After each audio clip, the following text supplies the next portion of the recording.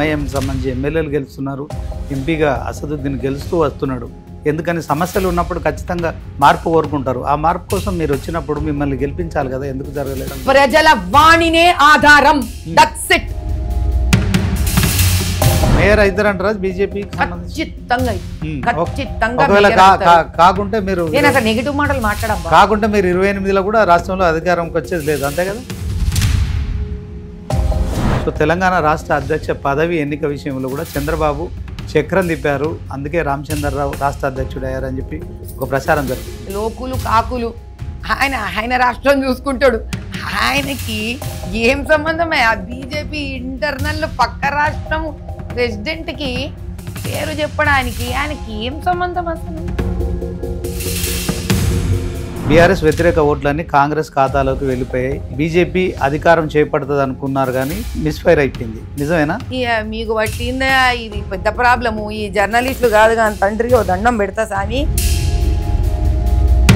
కేవలం హిందువుల ఓట్లు మాత్రమే మీకు కావాలి. మీకు కావాల్సింది సమాజంలో మార్పు కాదు, ప్రజల్లో మార్పు కాదు. అన్నిటికన్నా అతి ముఖ్యమైనది ట్రిపుల్ తలాక్ తీశాడు ఆయన. ఏం చేసింది కాంగ్రెస్ గవర్నమెంట్? వక్ఫ్ తీసుకొస్తుంది కాంగ్రెస్ గవర్నమెంట్.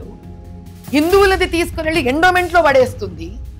వక్ఫ్ పేరు మీద వీళ్ళు ఊరంతా మా భూములే అంటారు. ఇందిరమ్మ ఇండ్ల విషయంలో ఎవరైనా డబ్బులు లంచం అడిగితే ఖచ్చితంగా మాకు చెప్పాలని రెవెన్యూ శాఖ మంత్రి పొంగులేటి శ్రీనివాస్ రెడ్డి గారు మొన్న ఎండోమెంట్స్ ఆమె సురేఖ గారు కూడా ఇదే మాట మాట్లాడిండ్రు. మరి నేనే తిరుగుతున్నా కదా 3 వారాల నుంచి ఎండోమెంట్స్ కి.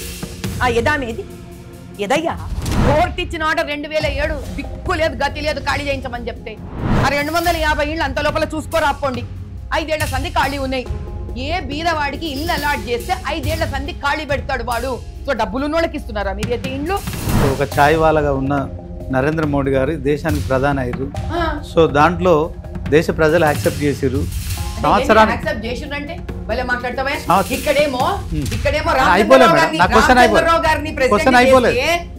మాట నచ్చలేదు నాకు. ఇంకా పడితే వాడు అనకూడదు ఇంకా ప్రధానమంత్రి గారిని ఆ మాట.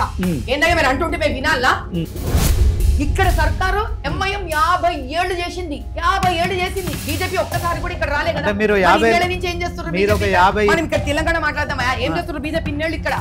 లెక్కలు చెప్తారు కానీ అక్కడ నుంచి డబ్బులు ఏమి ఇవ్వకుండా తెలంగాణ ప్రభుత్వాన్ని ఉద్దేశం ఇప్పుడు 99 ఏం చెప్పారు? కేవలం మీరు రాజకీయ కక్షతోనే కాంగ్రెస్ ప్రభుత్వం మీ ఆధ్వర్యంలో 99 ఛానల్ ఏం చెప్తుంది అంటే 11 ఏళ్లగా ఒక్క రూపాయి కూడా సెంట్రల్ గవర్నమెంట్ తెలంగాణకు రాలేదని మీరు చెప్తున్నారు. వాళ్ళు ఆరోపిస్తున్నారు మేడం, మేము చెప్పడం కాదు. 10 ఏళ్ల అధికారంలో అన్నిసార్లు చెప్తూనే ఇంటలేరా మీరు మాట? ఓకే మేడం, రేపు పొద్దున జిహెచ్ఎంసీ ఎన్నికల్లో జనసేన, బీజేపీ, టీడీపీ కలిసి పోటీ చేస్తాయా? ఏదైనా రాష్ట్రంకి ఏది మంచో, పార్టీకి ఏది మంచో అధిష్టానం మా నిర్ణయమే తీసుకుంటారు. నా పని ఒకటే, శ్రీనివాస్ తమ్ముడు, అమ్మా నువ్వు పని చేయి అని చెప్తే పని చేస్తాను. సంస్థాగత ఎన్నికల్లో బీజేపీ నెగ్గుకు రాగలుగుతుందని నమ్మకం ఖచ్చితంగా ఉంది. అది నాకు డిస్కషన్ లేదు, దాని గురించి అనుమానమే లేదు. కేవలం ఎంపీ, హైదరాబాద్ ఎంపీ కావాలనేదే మీకు అలా? అది కూడా లేదు నాకు, అది కూడా నేను నిర్ణయించుకోవడానికి. దాని తర్వాత టికెట్ ఇస్తే నేను పార్టీలో ఉంటా, పోటీ జైన్ ఇస్తే పార్టీలో ఉంటా. మాధవిలత గారు కార్పొరేట్ హాస్పిటల్ నడుపుతున్నారు. పేదలకు ఏం సహాయం చేస్తున్నారు, ఏం వైద్య సహాయాలు అందిస్తున్నారంటే ఏం చెప్తారు? మీరు వచ్చి హాస్పిటల్లో బిల్స్ చూసుకొని ఎవరెవరికి ఏమేమి అందినాయో ఫోన్ నెంబర్లు ఇస్తే వాళ్ళకి ఫోన్ చేసుకోండి అని చెప్తాను. నేను ఏం చెప్తే అది నిజం కాదంటే ఇది నిజం కాదంటే అది ఎందుకే నాకు లొల్లి. ఓకే, ఒక మహిళగా తెలంగాణ రాష్ట్ర కాంగ్రెస్ ప్రభుత్వ పనితీరు ఎలా ఉందంటే ఏం చెప్తారు? చాలా బాధాకరంగా ఉంది. మహిళగా ఎందుకో వ్యక్తిగానే చెప్తాను, బాగాలేదు, అది నిజంగానే బాగలేదు. మీరు ఏదైతే ఒక ముస్లిం బురకా తీసి నేనేడ తీస్తా తండ్రి? ఆమె హిందువా ముస్లిమా? హిందూ ముస్లిం గురించి మాట్లాడాలి. అరే బుర్కా తీస్తే ఆమె హిందూ ఏమో అని బుర్కా తీస్తానా? నాకు ఆడ డౌట్ వచ్చింది. ఆధార్ కార్డు చూస్తే అది నకిలీ ఆధార్ కార్డు అర్థమైపోయింది నాకు ఆడనే. మనం ఆధీనంలోకి తీసుకునే టైంలో మీరు సీజ్ ఫైర్ అని ఎందుకు నిర్ణయం తీసుకోవాల్సి వచ్చింది? దీంతో దేశ ప్రజల్లో బీజేపీకి సంబంధించి పూర్తిగా వ్యతిరేకత అనేది మొదలైందనే ప్రచారం జరుగుతుంది. ఆ పక్కనే నివాసం చేసే ప్రజల జీవితాలలో, ఇండ్లల్లో మనం పోయి ఒక్క 24 గంటలైనా బతికితే అప్పుడు ప్రధానమంత్రి గారు తీసుకున్న నిర్ణయం ఎంత ముఖ్యమైందో మనకు అర్థమవుతుంది. మన నెత్తి మీద పిడుగు పడితే మనకు అర్థమవుతుంది కానీ పక్కోడి నెత్తి మీద పిడుగు పడితే మనకేం అర్థమవుతుంది? What cost? ఎంతమంది ప్రాణాలు పోగొట్టుకుంటే ఏమొస్తుంది? అంత తెలిసిన విచక్షణ ఉన్న మహానుభావుడు ఆయన.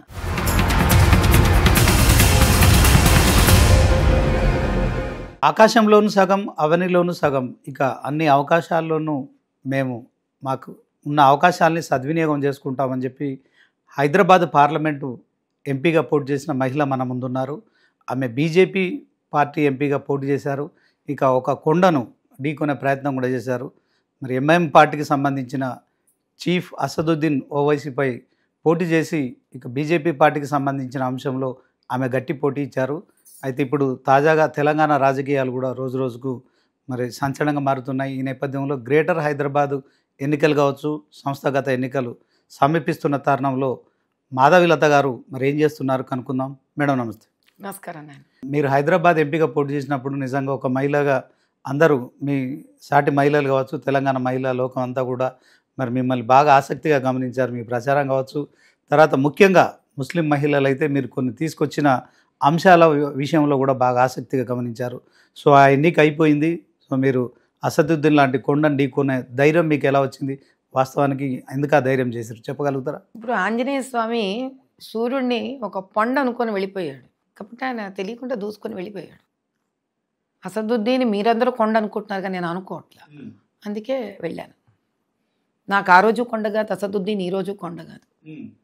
కొండగా నిలబడాలంటే వ్యక్తికి ధైర్యం ఉండాలి, ఆ వ్యక్తికి న్యాయము ధర్మము ఉండాలి. ఈ మూడు లేని వ్యక్తి కొండని మీరు అనుకుంటున్నారు తప్ప నేను అనుకోలే. అందుకే నేను చేసే ప్రయత్నం నేను చేశాను. ఓకే, ఆ ఎన్నికల్లో మీకు ఎలాంటి అనుభవం లభించిందని మీరు ఎక్స్పెక్ట్ చేస్తారు? చాలా విషయాలు, ప్రపంచానికి తెలియనివి ఎన్నో విషయాలుకి గంతలు విడిగిపోయేలాంటి విషయాలు తెలుసుకున్నాను. ఏంటి అని అంటే పాత బస్తీ, పురాణా బస్తీ, హైదరాబాద్ అంటే చాలామంది పాపం మీరు ఉత్తర భారతం వైపు అంటే నార్త్ ఇండియా సైడ్ వెళ్తే కనుక హైదరాబాద్ అంటే వాళ్ళు ఇప్పుడు ఏ తెలంగాణకి క్యాపిటల్ సిటీ హైదరాబాదో, ఈ హైదరాబాద్ అనుకుంటారు. కానీ అది కాదు బాబు. పురోగతి లేకుండా చచ్చుబడిపోయి ఒక శాపం అయితే తప్ప పురాణా బస్తీలో ఉండరు అన్నంత జీవితాలు ఉన్న దాని దాటిని ప్రగతిని చూసినది హైదరాబాదు. ఇది నామమాత్రపు హైదరాబాద్ అని తెలియని వాళ్ళు చాలామంది ఉన్నారు.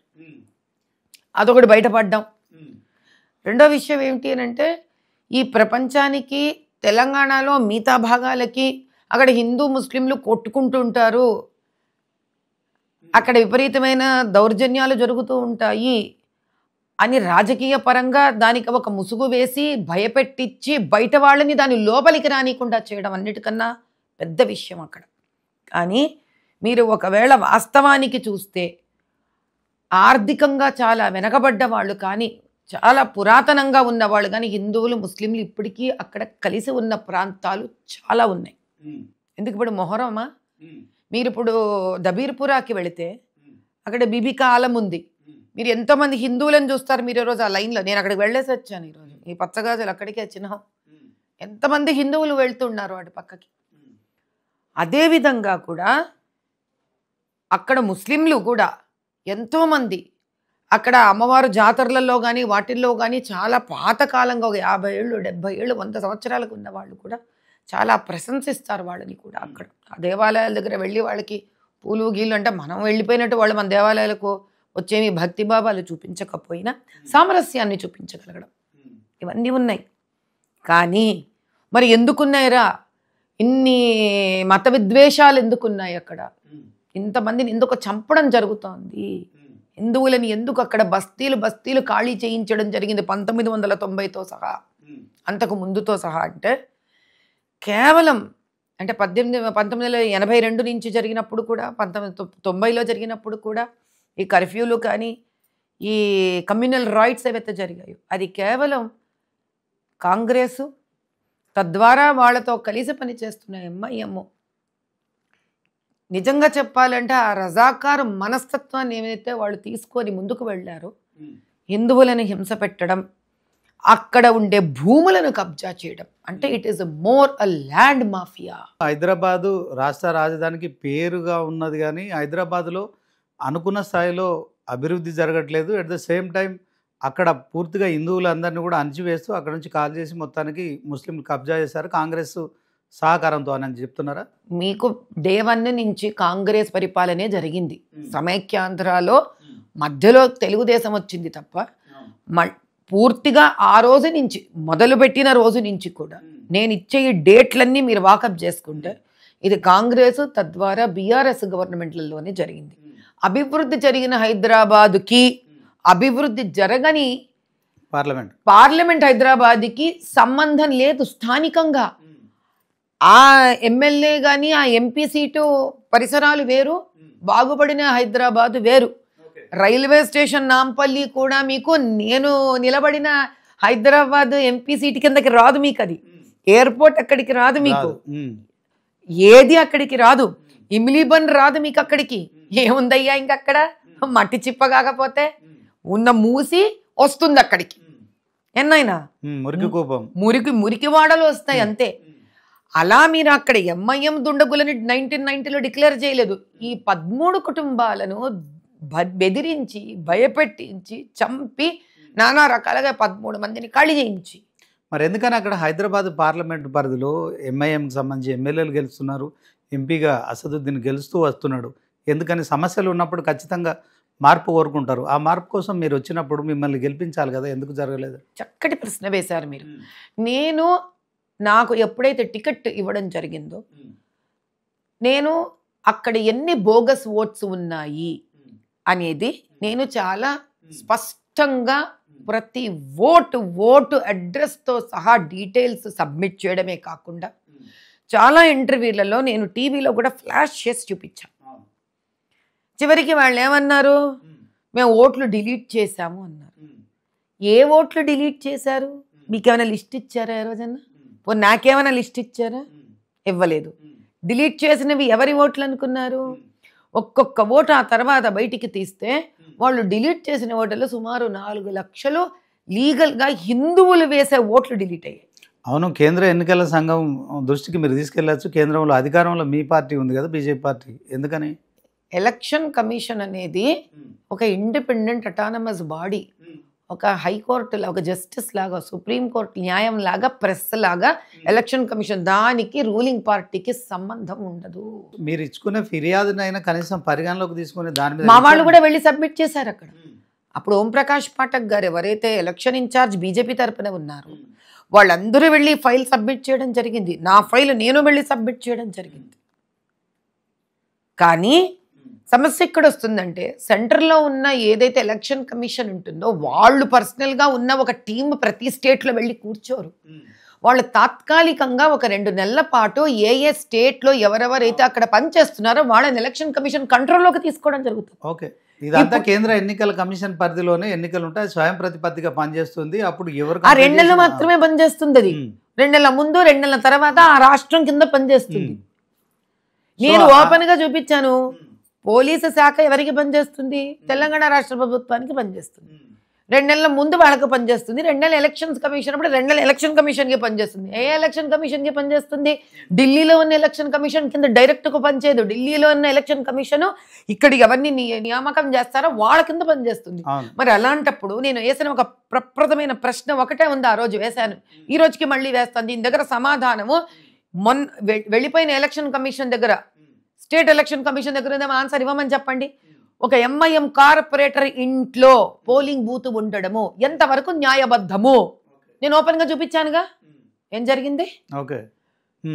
9ంటికి ఎలక్షన్ ఏం జరుగుతుంది అక్కడ? ఓటర్ లేరి. నేను విరిగిపోయిన గేట్ రేకు తీసి కూడా వీడియో తీసి పంపించానా? దాని ఎందుకు ఇన్వాలిడ్ కింద ఆ బూత్ డిక్లేర్ చేయాలి? అక్కడ ఒక సమాంతర ప్రభుత్వం నడుస్తుందంటారా మీరు? నేను అనడం ఏమిటి? నేను అనడం ఎందుకు? భగవద్గీత కృష్ణుడు చెప్పారంటారా? అంటే నేనేం చెప్పాలి? ఇంకా మహాభారతాన్ని వ్యాసుడు రచించాడంటే నేనేం చెప్పాలి? రామాయణం వాల్మీకి రచించాడంటే నేనేం చెప్పాలి? ఖురాను మొహమ్మద్ ప్రాఫెట్ రాశాడంటే నేనేం చెప్పాలి? ఆ రోజు ఏం జరిగిందో నేను చూపించాను, నేను చెప్పట్లా. ఫైనల్ గా చెప్పేది అంటే ఉన్న ఓట్లను తొలగించారు, ఇందులో లేని ఓట్ల ముస్లింలను యాడ్ చేశారు, దొంగ ఓట్లు పడ్డాయి. సో ఇది క్లియర్ చేశారండి బాబు. నిజం కూర్చొని టక్ టక్ టక్ టక్ టక్ టక్ టక్ బూత్ కబ్జాలు చేసుకొని చేసేదానికి మీకు న్యాయం ఎక్కడుంది? ధర్మం ఎక్కడుంది? దానికి ఓటమి ఏంటి? గెలుపు ఏంటి?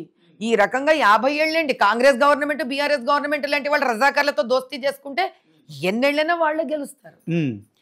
మరి ఇదంతా మీకు తెలుసు కదా, మీరు ఎంపీగా పోటీ చేశారు. సరే ఓకే, రాజకీయాల్లో ఇవన్నీ సహజమైన ఆరోపణలు. ఏవి సహజం కాదు, ఉండకూడదు. ఏవి సహజం కాదు, ఏవి సహజం ఉండకూడదు. ఉండకూడదని. సో ఎంపీగా పోటీ చేసిన క్రమంలో మీరు ఏం చేద్దాం అనుకున్నారు? హైదరాబాద్ పార్లమెంట్ కావచ్చు, గ్రేటర్ పరిధిలో అంటే కావచ్చు, గెలిస్తే ఏం ఓవరాల్ గా చేస్తానా, గెలవకపోయినా ఏం చేస్తున్నానా? మీరు ఒక ఆలోచనతోనే ఎంపీగా పోటీ చేశారు. అవును, అక్కడ ఒక మహిళగా అక్కడ ముస్లింలకు ఇద్దరికి న్యాయం చేయాలని వెళ్ళాను. ఓకే మేడం, ఇప్పుడు మన దేశానికి స్వాతంత్రం వచ్చి 77 ఏళ్ళు అవుతుంది. 55 ఏళ్ళు కాంగ్రెస్ అధికారం చేపట్టింది. ఓకే, కాదంటలేము. 11 ఏళ్ళుగా కూడా దేశంలో బీజేపీ అధికారంలో ఉంది. సెంటర్ లో ఉంది, స్టేట్ లో లేదండి. సెంట్రల్లో ఉంది. సో దీంట్లో కాంగ్రెస్కి ఎంత భాగస్వామ్యం ఉందో బీజేపీ కూడా అంతే భాగస్వామ్యం. అంటే 55 ఏళ్ళు 11 ఏళ్ళు రెండు ఒకటి చేసేస్తారా మీరు? అయిపోయిందా? ఇప్పుడు వేస్తే 55 ఏళ్ళు 11 ఏళ్ళు రెండు దేశ ప్రజలందరూ మార్పు కోరుకున్నారు, బీజేపీని అధికారంలో తీసుకున్నారు. అప్పటికిప్పటికి ఏం మారిందంటే ఏం చెప్తారు మేడం? ఏం ఆర్థిక వ్యవస్థలో నుంచి మేడం, ఆర్థిక వ్యవస్థను ఇంకా చిన్న భిన్నం చేస్తున్నారు మీరు. సో బెట్టింగ్ యాప్లు వస్తున్నాయి, లోన్ యాప్, మీరే ఇందాక అన్నారు లోన్ యాప్లు వస్తున్నాయి. లోన్ యాప్ రాలే, లోన్లు. నేను తెలంగాణ గురించి మాట్లాడాను. తెలంగాణ 11 సంవత్సరాలుగా దేశంలో బీజేపీ అధికారంలో ఉంది. సో కేవలం ఒక హిందుత్వం అనే ఎజెండాతో పోతున్నారు. హిందుత్వం మాట్లాడతారు మేడం, హిందూ ఓటు బ్యాంకును మీరు మాత్రమే మీరు చూసుకుంటున్నారు తప్ప దేశంలో పూర్తిగా ఈ ఇంటర్నెట్ 100% మాట్లాడుతున్నాం. 11 సంవత్సరాలుగా మీరు అధికారంలో ఉన్నారు. ఏం సమాధానం? మహిళలకు వివక్ష చూపెడుతున్నారు, అత్యాచారాలు పెరిగిపోతున్నాయి. చాలా పెద్ద ఎత్తున కూడా పిల్లలు కూడా ఈ యొక్క మేడం డ్రగ్స్ వినియోగం పెరిగిపోయింది. సెల్ ఫోన్లలో రకరకాల యాప్స్ తోని మొత్తం కుటుంబ వ్యవస్థ, ఆర్థిక వ్యవస్థ చిన్న భిన్నం అయిపోతుంది. మీరంతా కేవలం ఓటు బ్యాంకు కాపాడుకోవడం తప్ప ఈ దేశంలో 70 సంవత్సరాల తర్వాత మీరు అధికారంలోకి వచ్చినప్పటికీ కూడా ఆ మార్పు ఏం చూపించట్లేదు. కేవలం హిందువుల ఓట్లు మాత్రమే మీకు కావాలి. మీకు కావాల్సింది సమాజంలో మార్పు కాదు, ప్రజల్లో మార్పు కాదు, వాళ్ళ జీవన స్థితిగతులు మెరుగుపరచడం కాదు. అంటే ఏం చెప్తారు? మీ ప్రశ్న అయిపోయిందా? అయిపోయింది మేడం, చెప్పండి. ఫ్యాంటాస్టిక్. సమాధానం చెప్తా విను. చెప్పండి. 55 ఏళ్లలో వాళ్ళు ఏం చేశారు అంటే భారతదేశాన్ని, ఆర్థిక వ్యవస్థను అప్పుల పాలు చేసి బావిలో పడేసినట్టు పడేస్తే కేవలం 11 ఏళ్లలో దాన్ని ప్రపంచంలోనే 5వ స్థానానికి తీసుకొచ్చారు మోదీ గారు.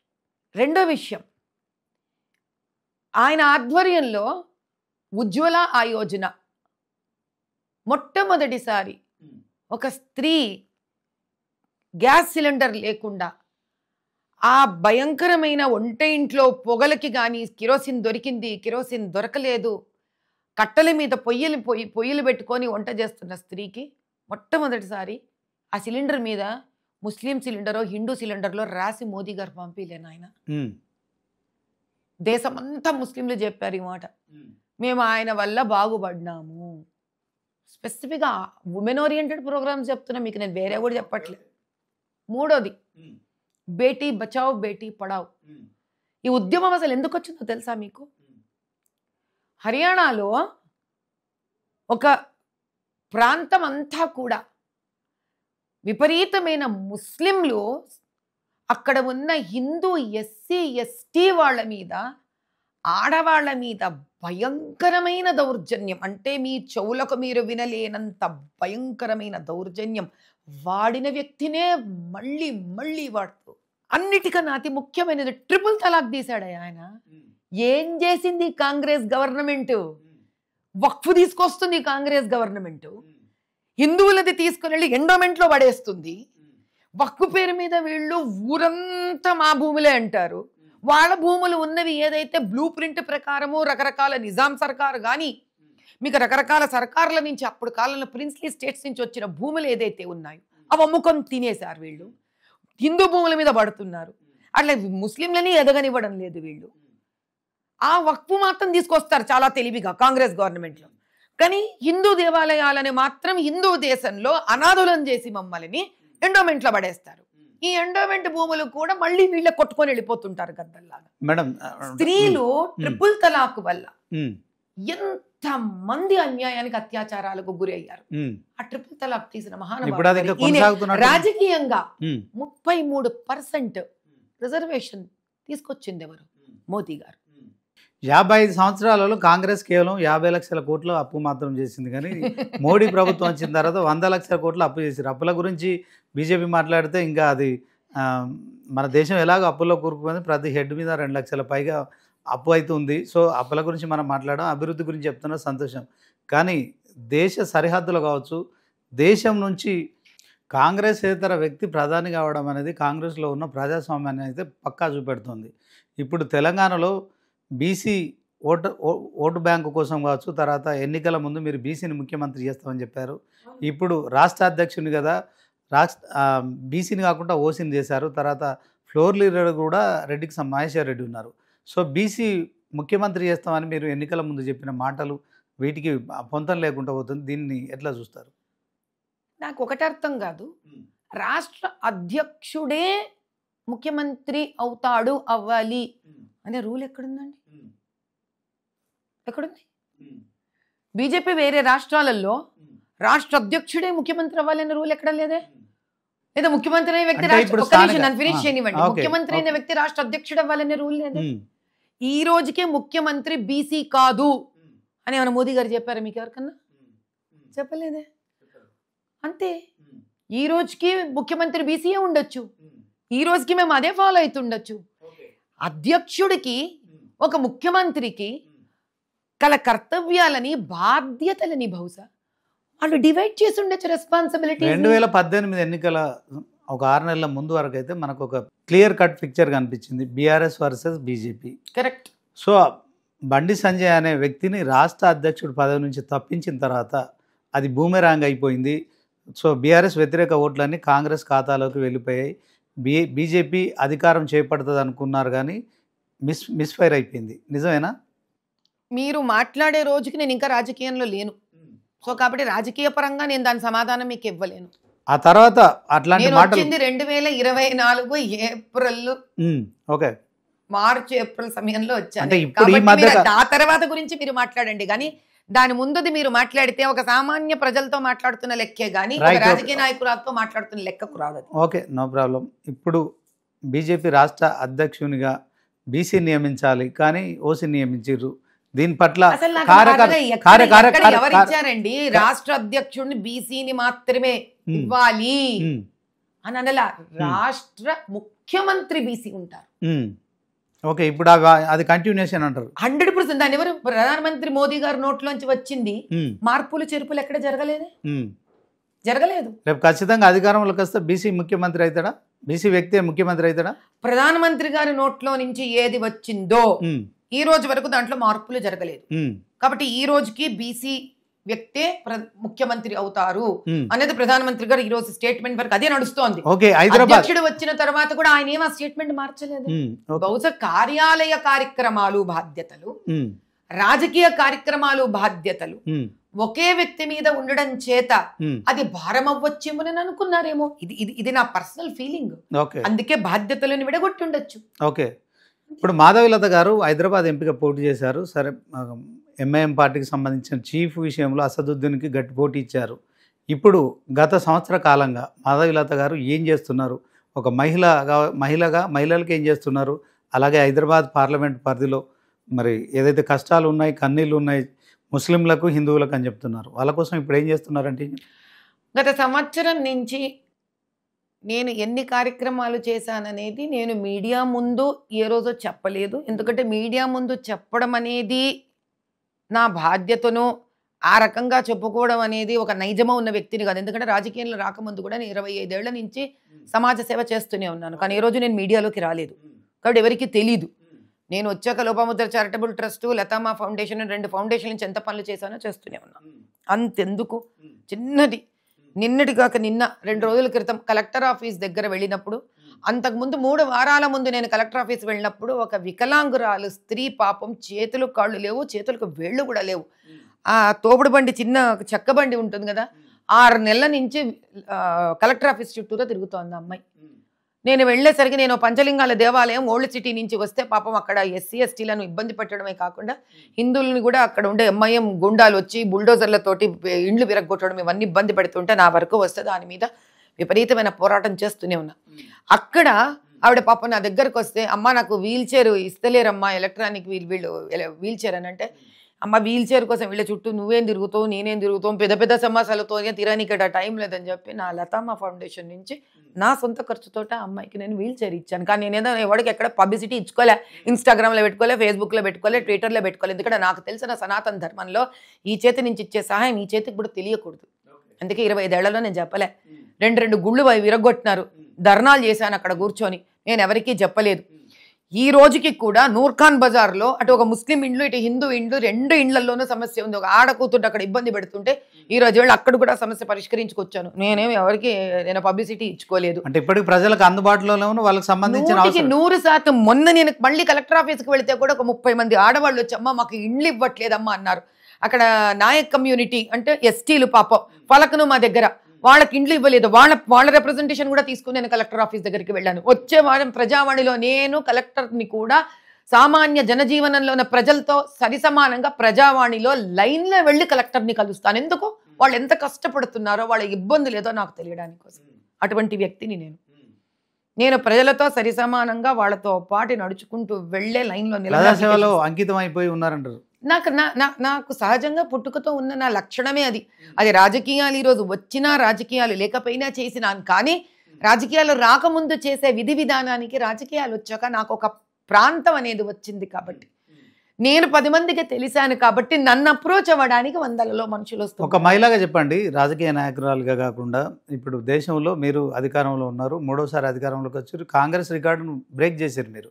జవహర్లాల్ నెహ్రూ కావచ్చు, ఇందిరాగాంధీ 3 సార్లు ప్రధానిగా ఎవరైతే వాళ్ళిద్దరు చేశారో వాళ్ళిద్దరు రికార్డు మోదీ బద్దలు కొట్టారు. ఈ దేశంలో 140 కోట్ల మంది జనాభా ఉన్నారు, దాంట్లో 70 కోట్ల మంది మహిళలు, 70 కోట్ల పైగా. అంటే మన దేశంలో 50% పైగా 50% పైగా ఉన్నారు. సో రాష్ట్రంలో కాంగ్రెస్ ప్రభుత్వం వచ్చిన తర్వాత మహిళల కోసం ఉచిత బస్సు సౌకర్యం కావచ్చు, తర్వాత ఈ కళ్యాణ్ లక్ష్మి లాంటి పథకాలు ఇస్తున్నారు. దేశంలో మీరు సుమారు 19-20 రాష్ట్రాల్లో అధికారంలో ఉన్నారు. ఎక్కడ ఈ ఉచిత బస్సు లేదు, ఎక్కడ కూడా ఈ కళ్యాణ్ లక్ష్మి లేదు. సో మీరు అధికారంలోకి వస్తే కళ్యాణ లక్ష్మి లేదని మీరు అంటున్నారు. మీకు నేను చెప్తాను. ఫస్ట్ ఉచిత బస్సు మాకు సంబంధించింది కదా, అది స్టేట్. మీకు రాజ్యాంగ పరంగా యూనియన్ లిస్ట్ తమ్ముడు రాజ్యాంగ పరంగా ఒక యూనియన్ లిస్ట్, ఒక స్టేట్ లిస్ట్ అని 2 ఉంటాయి.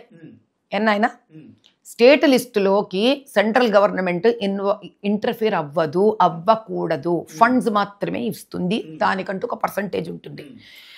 ఈరోజు మీరు కాంగ్రెస్ ఇచ్చింది అంటున్నారు, కాంగ్రెస్ అనౌన్స్ చేసింది నాయన ఇవ్వలేదు. ఉచిత బస్సు అంటావా, దాన్ని కాంగ్రెస్ కి చేయడానికి ఏం లేదు. మీరు ఇందాక పూర్తి చెప్పనివ్వండి. సిలిండర్ల విషయంలో కూడా మాట్లాడినప్పుడు మోదీ గారు వచ్చినాకనే కేవలం సిలిండర్లు పెట్టుకుంటారు మహిళలు అని చెప్పారు. కానీ ఇక్కడ కేవలం 500 రూపాయలకు మాత్రమే సిలిండర్ ఇస్తున్నాం. ప్రతి ఇంటికి 200, ఎవరైతే పేద మహిళలో వాళ్ళందరికీ 200 యూనిట్ల ఉచిత విద్యుత్ కూడా రేవంత్ సర్కార్ ఇస్తుంది. మహిళలకు నిజంగా చెప్పాలంటే ఉచిత బస్సు సౌకర్యం చాలా ఉపయోగపడుతుంది. ఎందుకంటే ఇది మహిళల సాధికారత కావచ్చు, తర్వాత వాళ్ళు ఉద్యోగాలు చేసుకొని వాళ్ళ కాళ్ళ మీద వాళ్ళు నిలబడడానికి ఉపయోగపడే అంశం. మీరు ఎందుకని ఈ అంశంలో మిగతా రాష్ట్రాల్లో కావచ్చు, తర్వాత ఇక్కడ చేస్తున్న సంక్షేమ పథకాల విషయంలో, మీరు రానున్న స్థానిక సంస్థల ఎన్నికల విషయంలో కావచ్చు, ఇదే గ్రేటర్ పరిధిలో మరి జిహెచ్ఎంసీ ఎన్నికలు కూడా రాబోతున్నాయి. సో ఇవన్నీ చేయాలంటే మీరు ఏం చేయబోతున్నారు, మీ కార్యాచరణ ఏంటి? బీజేపీ ఇందిరమ్మ ఇండ్ల విషయంలో ఎవరైనా డబ్బులు లంచం అడిగితే ఖచ్చితంగా మాకు చెప్పాలని రెవెన్యూ శాఖ మంత్రి పొంగులేటి శ్రీనివాసరెడ్డి గారు మొన్న ఎండోమెంట్స్ ఆమె సురేఖ గారు కూడా ఇదే మాట మాట్లాడిండ్రు. మరి నేనే తిరుగుతున్నా కదా 3 వారాల నుంచి ఎండోమెంట్స్ ది. ఎదామేది ఎదయ్యా సురేఖ గారు ఇచ్చిండ్రు కదా పెద్ద స్టేట్మెంట్. ఎండోమెంట్ ల్యాండ్ ఎవడన్నా కబ్జా చేస్తే ఊరుకోం, కోర్టు ఇచ్చిన ఆర్డర్ 2007 దిక్కు లేదు గతి లేదు ఖాళీ చేయించమని చెప్తే చెప్పడానికి ఏముందా? ఎన్ననే చెప్తారు కాంగ్రెస్ గవర్నమెంట్. ఎవడు చేస్తున్నాడు? నేను తిరుగుతున్నా కదా, రండి మీరు ప్రజావాణికి. నెక్స్ట్ వీక్ ప్రజావాణికి మీకు చేతైతే నాతో పాటు రండి. 250 ఇళ్ళు అంత లోపల చూసుకోరాపోండి. 5 ఏళ్ల సంధి ఖాళీ ఉన్నాయి. ఏ బీదవాడికి ఇల్లు అలాట్ చేస్తే 5 ఏళ్ల సంధి ఖాళీ పెడతాడు వాడు. సో డబ్బులు ఉన్నోళ్ళకి ఇస్తున్నారా మీరు అయితే ఇండ్లు? సింపుల్ లాజిక్ అయ్యా. ఎందుకు ఖాళీగా ఉన్నాయి? ఎంత వేల మంది ఇల్లు లేకుండా బాధపడుతుంటే ఖాళీగా ఉన్నాయి. ఓకే మేడం, ఇప్పుడు ఒక ఛాయ్ వాలాగా ఉన్న నరేంద్ర మోడీ గారు దేశానికి ప్రధాని అయ్యారు. సో దాంట్లో దేశ ప్రజలు యాక్సెప్ట్ చేసిరు. యాక్సెప్ట్ చేసిండ్రంటే భలే మాట్లాడతావా? ఇక్కడేమో రామచంద్రరావు గారిని ప్రెసిడెంట్ చేస్తే లేదు ఆ మాట నచ్చలేదు నాకు. ఇంకా ఎవరు పడితే వాళ్ళు అనకూడదు ఇంకా ప్రధానమంత్రి గారిని. ఆ మాట ఏందయ్యా మీరు అంటుంటే మేము వినాలనా? రామచంద్రరావు గారిని ప్రెసిడెంట్ చేస్తే ఏమన్నారు ఇప్పుడు మీరు? బీసీ వాళ్ళని చేయలేదన్నారు. అదే ఛాయ్ వాళ్ళ ప్రధానమంత్రి అయితే ప్రజలు యాక్సెప్ట్ చేసిండ్రు అంటారు. ఏంది ఏం భాష ఇది నాకు అర్థం కాక. ఓకే, ప్రధానమంత్రిగా ఆయనను ఒప్పుకున్నారు, ఓకే కాదంటలేము. బీజేపీ సంవత్సరానికి 2 కోట్ల ఉద్యోగాలు ఇస్తామని చెప్పారు. ఇప్పుడు మీరు 11 ఏళ్ళు అయింది, ఎన్ని ఉద్యోగాలు కల్పించారు చెప్పగలుగుతారా? మీకు తెలుసా? పోనీ ఎన్ని కల్పించలేదో మీరు చెప్పండి. పోనీ మీ దగ్గర డేటా లేదు, మీరు నన్ను ఒక ప్రశ్న వేస్తారు, మీరు ఏ ప్రశ్నలు వేస్తారు, ఇప్పుడు నెక్స్ట్ టైం ఆ డేటా తీసుకొని వస్తే ఇప్పుడు ఎన్ని చెప్పినానో అన్ని చెప్పినా తెలంగాణ రాష్ట్రంలో దిక్కు లేదు, ముందు ఆ డేటా పెట్టుకోనా, దేశమంతా డేటా పెట్టుకొని తిరగనా, ఆడు చేసిన కాడికి చెయ్యడం ఆపలేదు 11 ఏళ్లే. ఇక్కడ సర్కారు ఎంఐఎం 50 ఏళ్లు చేసింది, 50 ఏళ్లు చేసింది. బీజేపీ ఒక్కసారి కూడా ఇక్కడ రాలే కదా. మీరు నుంచి ఏం చేస్తున్నారు మనం ఇక్కడ తెలంగాణ మాట్లాడదామా, ఏం చేస్తున్నారు బీజేపీ ఇన్నేళ్లు ఇక్కడ తెలంగాణ రాష్ట్రంలో బీజేపీ రాలేదు, కాంగ్రెస్ బీఆర్ఎస్ ఏం చేసిండ్రు, బీజేపీ ఏం చేస్తుందని నేను అడుగుతున్నా. 8 మంది ఎమ్మెల్యేలు ఉన్నారు, 8 మంది ఎంపీలు. నేను చెప్తా మేడం, 8 మంది ఎమ్మెల్యేలు, 8 మంది ఎంపీలు, 3 ఎమ్మెల్సీలు ఉన్నారు, 2 కేంద్ర మంత్రులు అయ్యారు. సో తెలంగాణ రాష్ట్రానికి సంబంధించిన అంశంలో ఆంధ్రకు ఒకలాగా తెలంగాణను ఒకలాగా చూస్తున్నారు. బడ్జెట్లో వాళ్ళకి ఎక్కువ బడ్జెట్ పెడుతున్నారు. తర్వాత ఇప్పటికీ అక్కడ ఒక పోలవరం అనే ఒక జాతీయ ప్రాజెక్టు 1,00,000 కోట్ల ప్రాజెక్టు ఇచ్చారు. తెలంగాణకు సంబంధించిన అంశంలో కాళేశ్వరం కావచ్చు, పాలమూరు కావచ్చు, ఈ 2 ప్రాజెక్టులకు ₹1 పైసా కూడా కేంద్రం నుంచి రాలేదు. సో తెలంగాణ అనేది భారతదేశంలో ఒక భాగమే కదా. ఎందుకని బీజేపీని నేతలంతా మౌనంగా ఉంటున్నారు? ఎందుకు, ఏం చెప్తారు చెప్పండి. ప్రధానమంత్రి ఆరోగ్య పథకం ఏదైతే ఉందో అన్ని రాష్ట్రాలకు ఇచ్చినట్టు ఇస్తున్నారు మేడం. మీరు కొత్తగా మీరు ఏం లేదు తెర వెనక విషయం తెలుసుకోకపోతే జర్నలిజం చెప్పండి మేడం, చెప్పండి. ప్రధానమంత్రి ఆరోగ్య పథకం కింద ₹1,00,00,000 లోపలికి వస్తున్నాయి. ఆరోగ్యశ్రీ పథకము వీళ్ళు ఎన్ని హాస్పిటళ్ల నుంచి విత్డ్రా చేసేసుకున్నారు, ఇస్తలేరు. సంవత్సరం 2 ఏళ్ళు అయిపోయా, ఆరోగ్యశ్రీ కింద ట్రీట్ చేస్తే. విద్యా వైద్యం గురించి మాట్లాడుకుందాం మేడం. నేను అడిగిన దానికి చెప్పండి.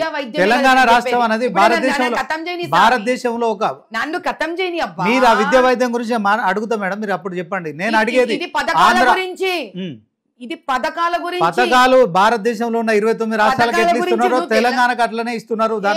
స్పెషల్ గా ఏం లేదు. వినయ్, ఇది స్పెషల్ గా ఇస్తున్నారా, స్పెషల్ గా ఇస్తలేరా గురించి మాట్లాడతలేను నేను. ఇచ్చిన డబ్బులు ఏడబోతున్నాయి ముందు మాట్లాడుతున్నా, విను తండ్రి, అది విను, ఓపిక పెట్టుకో.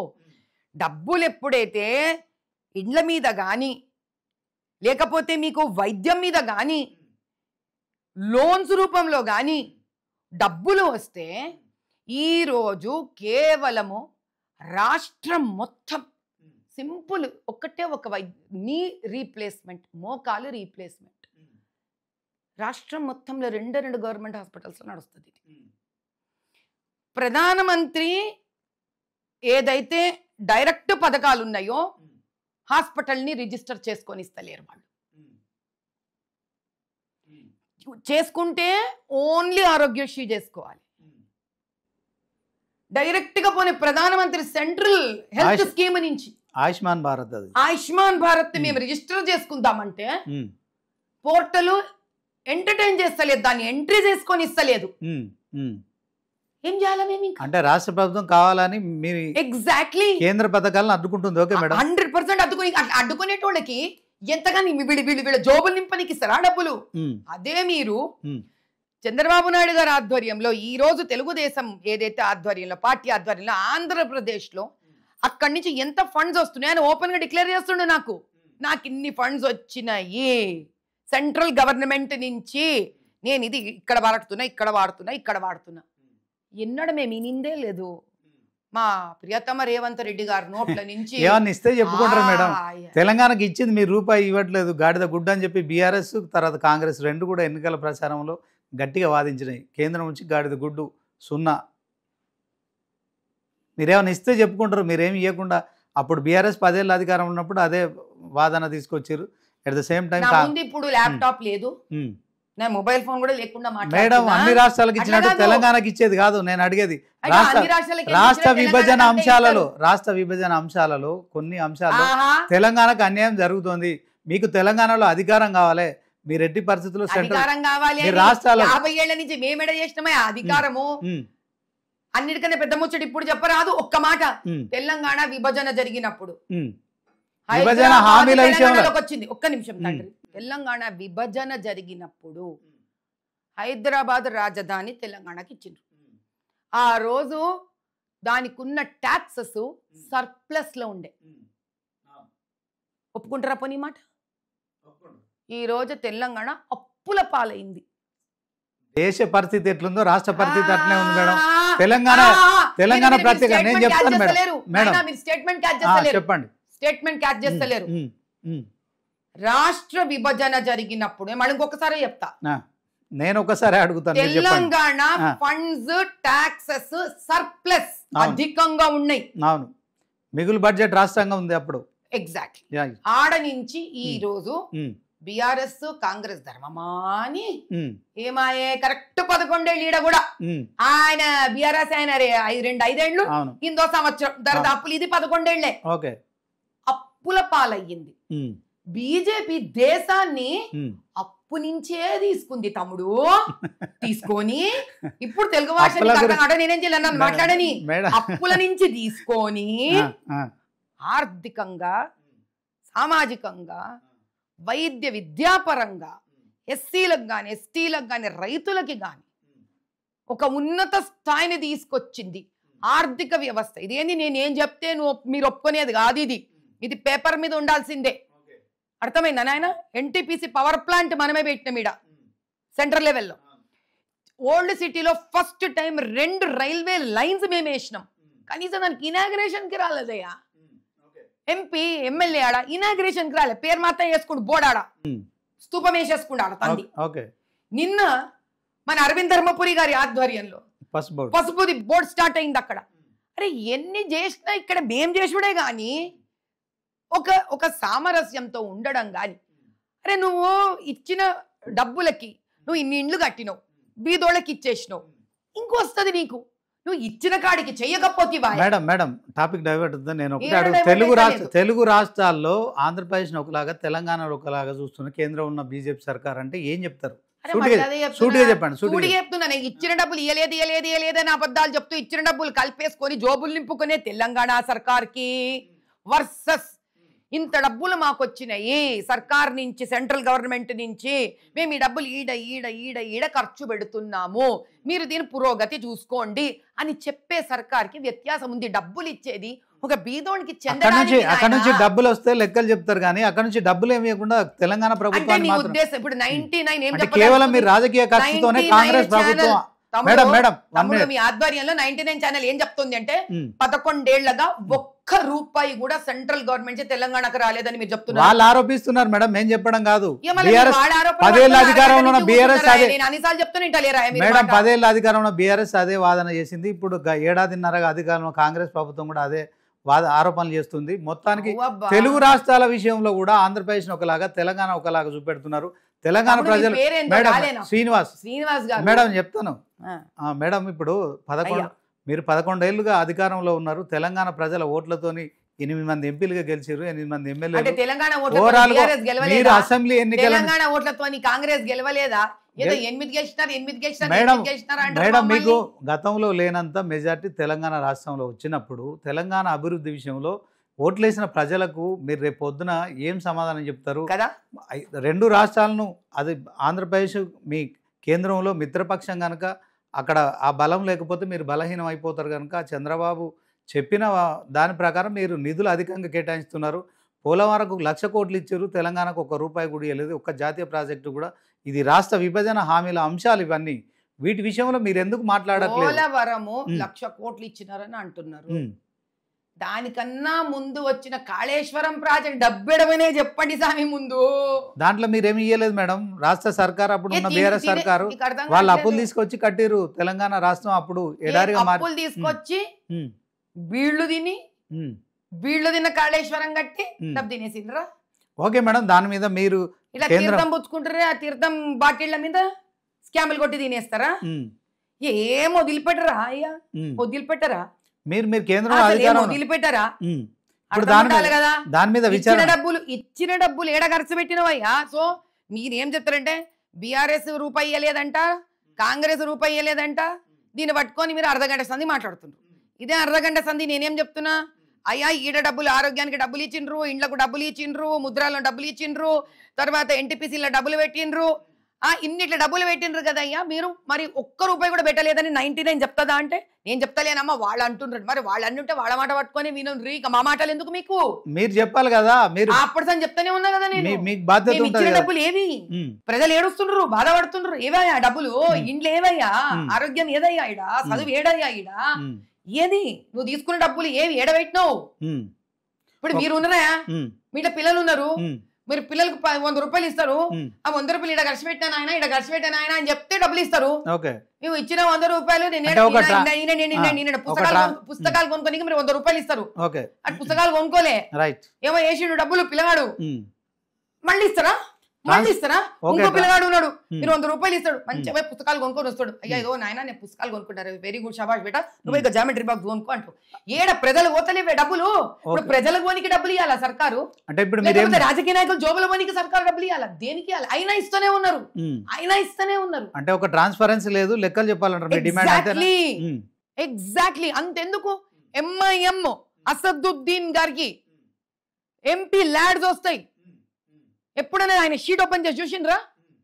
ఎంపీ ల్యాడ్స్ పూర్తి వాడడు, ఇచ్చినది ఇష్టం వచ్చిన చోట వాళ్ళ కావాల్సిన వాళ్ళ దగ్గర ఖర్చు పెడుతుండు. ఎన్నని ప్రశ్నిస్తారు ఆ పైన నుంచి కూర్చొని? ప్రజల కోసము వాళ్ళు ఓట్లేసి గెలిపించినందుకు అంత ఒక మనకు ఉండాలి కదా, ఒక బాధ్యత అనేది ఉండాలి కదా. ఇది బాధ్యత, బాధ్యత చూపించండి. ఆయనకి మన పిల్లలా జల్లలా సంసారమా? మోదీ గారికి ఏం చేసుకుంటాడు డబ్బులు? ఆయనకు వద్దు కూడా వద్దు. నువ్వు జై నీకు ఇస్తాడు, నువ్వు జై నీకు ఇస్తాడు, నువ్వు ఎట్లా పనిచేస్తే నీకు అట్లా ఇస్తాడు. ఓకే, 11 ఏళ్ళుగా బీజేపీ కేంద్రంలో అధికారం ఉంది. మోదీ పేరు తీశారు ప్రధానిగా.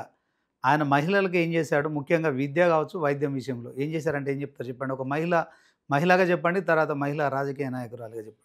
మీరు బడ్జెట్ ఓపెన్ చేసి చూస్తే ఫస్ట్ ఇది మాట్లాడాలంటే బడ్జెట్ షీట్ ఓపెన్ చేయాలి, ఎవరెవరికి ఎంతెంత కేటాయించబడింది. అంటే సమన్యాయంగా జరుగుతుంది అంటారా? 100% జరుగుతోంది. ఇక్కడ పెద్ద సమస్య ఏంటంటే ఆడకించి ఎస్సీ ఉమెన్కి, ఎస్సీకి ఒక రకంగా పెడితే ఆయన, ఎస్సీలో ఆడపిల్లలకు వేరే ఇచ్చిండు ఆయన, ఎస్టీకి ఒకటి పెడితే మళ్ళీ ఎస్టీ ఆడపిల్లలకు వేరే ఇచ్చిండు ఆయన. ఇది గాక ఇండిపెండెంట్గా ఉమెన్ అండ్ చైల్డ్ వెల్ఫేర్లో అలకేట్ చేసిండు ఆయన. ఎన్ని చేసినా కూడా ఈడ తేల్తలేదు, ఆంతలేదు బయటికి. దేశంలో మన ఏదైతే ప్రజల జీవన స్థితిగతులు మెరుగుపడాలంటే ఉచిత విద్య, ఉచిత వైద్యం అందాలి. దానికోసం కేంద్రంలో ఉన్న సర్కారు ఆ దిశగా ప్రయత్నాలు చేస్తుందంటారా? 100% చేస్తుంది.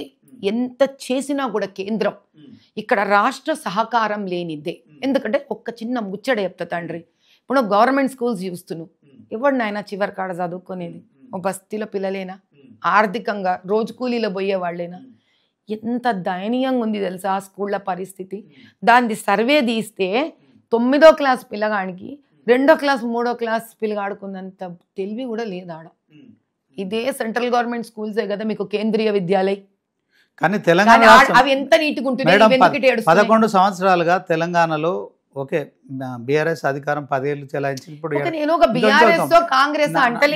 నేను కూడా అదే అంటున్నా మేడం. మనం ప్రత్యేక తెలంగాణ రాష్ట్రం ఆవిర్భవించిన తర్వాత బీఆర్ఎస్ గవర్నమెంట్లో 33 జిల్లాలు ఏర్పాటు చేసుకున్నాం. కానీ ఆ 33 జిల్లాలను కేంద్రం గుర్తించట్లేదు. అక్కడ నవోదయ విద్యాలయాలు కావచ్చు, కేంద్రీయ విద్యాలయాలు ఏర్పాటు చేయట్లేదు. దీంట్లో తెలంగాణ ప్రజలు బీజేపీ పట్ల కొంత అసంతృప్తిగా ఉన్నారని మరి బీఆర్ఎస్ ఆరోపిస్తుంది. At the same time Congress కూడా. మనము కేంద్రము 30 రాష్ట్రాలకు న్యాయం చెయ్యాలి. ఏనాయనా తెలంగాణ తన తెలంగాణకు మాత్రమే న్యాయం చేయాలి, అంతేనా? తెలంగాణ పక్క రాష్ట్రాలకు న్యాయం చేయక్కర్లే కదా. ఈ రోజు గవర్నమెంట్ స్కూల్స్ ఏవైతే ఉన్నాయో ఆల్రెడీ కట్టేసిన స్కూల్సే కదా ఎంతో కొంత. సో నువ్వు కట్టడాల మీద కానీ దాని మీద కానీ నువ్వు డబ్బు ఖర్చు పెట్టే అవసరం లేదు కదా. నువ్వు కనీసం ఆడ టీచర్లకు ఇవ్వాల్సిన ఉద్యోగాలే ఫేక్ సర్టిఫికెట్లు పెట్టుకొని తీసుకున్నావు అంటే ఆ పిల్లల చదువు మీద నీకు ఎంత విలువ లేదా? జీవితాల మీద. ఓకే మేడం, ఇప్పుడు బీజేపీ వాటర్ ట్యాంకులు లేవు, వాళ్ళకి బాత్రూములు లేవు. నేను కట్టించిన మస్తు స్కూళ్ళల్లా. బీజేపీలో ప్రజాస్వామ్యం ఉందా మేడం, చెప్పగలుగుతారా? ఇదేం ప్రశ్న తండ్రి, నాకు అర్థం కాదు. ఇప్పుడు కరెక్ట్ ప్రశ్న నేను అడుగుతున్నా, మీరు చెప్పిన తర్వాత ఉందా లేదా చెప్పండి. 100% ప్రజాస్వామ్యత ఉంది. దాని దిశగానే నేను రాజకీయంలో రావడానికి కారణమే. మాధవిలత గారు, బీజేపీలో ప్రజాస్వామ్యం ఉందని మీరే చెప్తున్నారు. మొన్న బీజేపీ రాష్ట్ర అధ్యక్ష ఎన్నిక విషయంలో నామినేషన్ల ప్రక్రియ అనేది ఉంటుంది.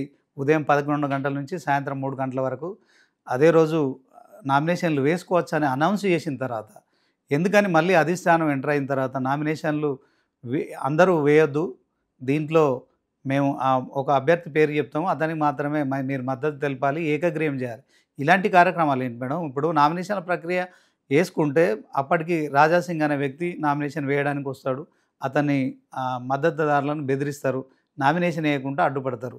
ఇది ప్రజాస్వామ్యం అంటారా, ఏమంటారు చెప్పండి? అట్లాంటప్పుడు మీకు ఇంకో ప్రజాస్వామ్యం కూడా ఎక్స్ప్లెయిన్ చేయాలి, దీని గురించి తర్వాత చెప్తాం ముచ్చట.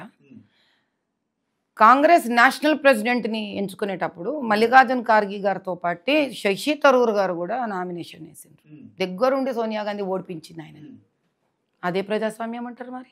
అక్కడ పోటీ అయినా జరిగింది, ఇక్కడ పోటీ కూడా జరగకుండా మీరే ఫస్ట్ అది తెలుసుకోండి. దగ్గరుండి తన మనిషిని తానే ఓడగొట్టించుకున్నది. ఎందుకు అనంటే ఆయనకి శశి థరూర్ లాంటి ఒక మాట్లాడే మనిషి, న్యాయబద్ధమైన మనిషి కాంగ్రెస్కి వద్దు, వాళ్ళకి చెంచాగిరి చేసేటోళ్ళు కావాలి, యంగ్ డైనమిక్ వ్యక్తులు వద్దు, పెద్ద మనుషులు వయోవృద్ధులు కావాలి.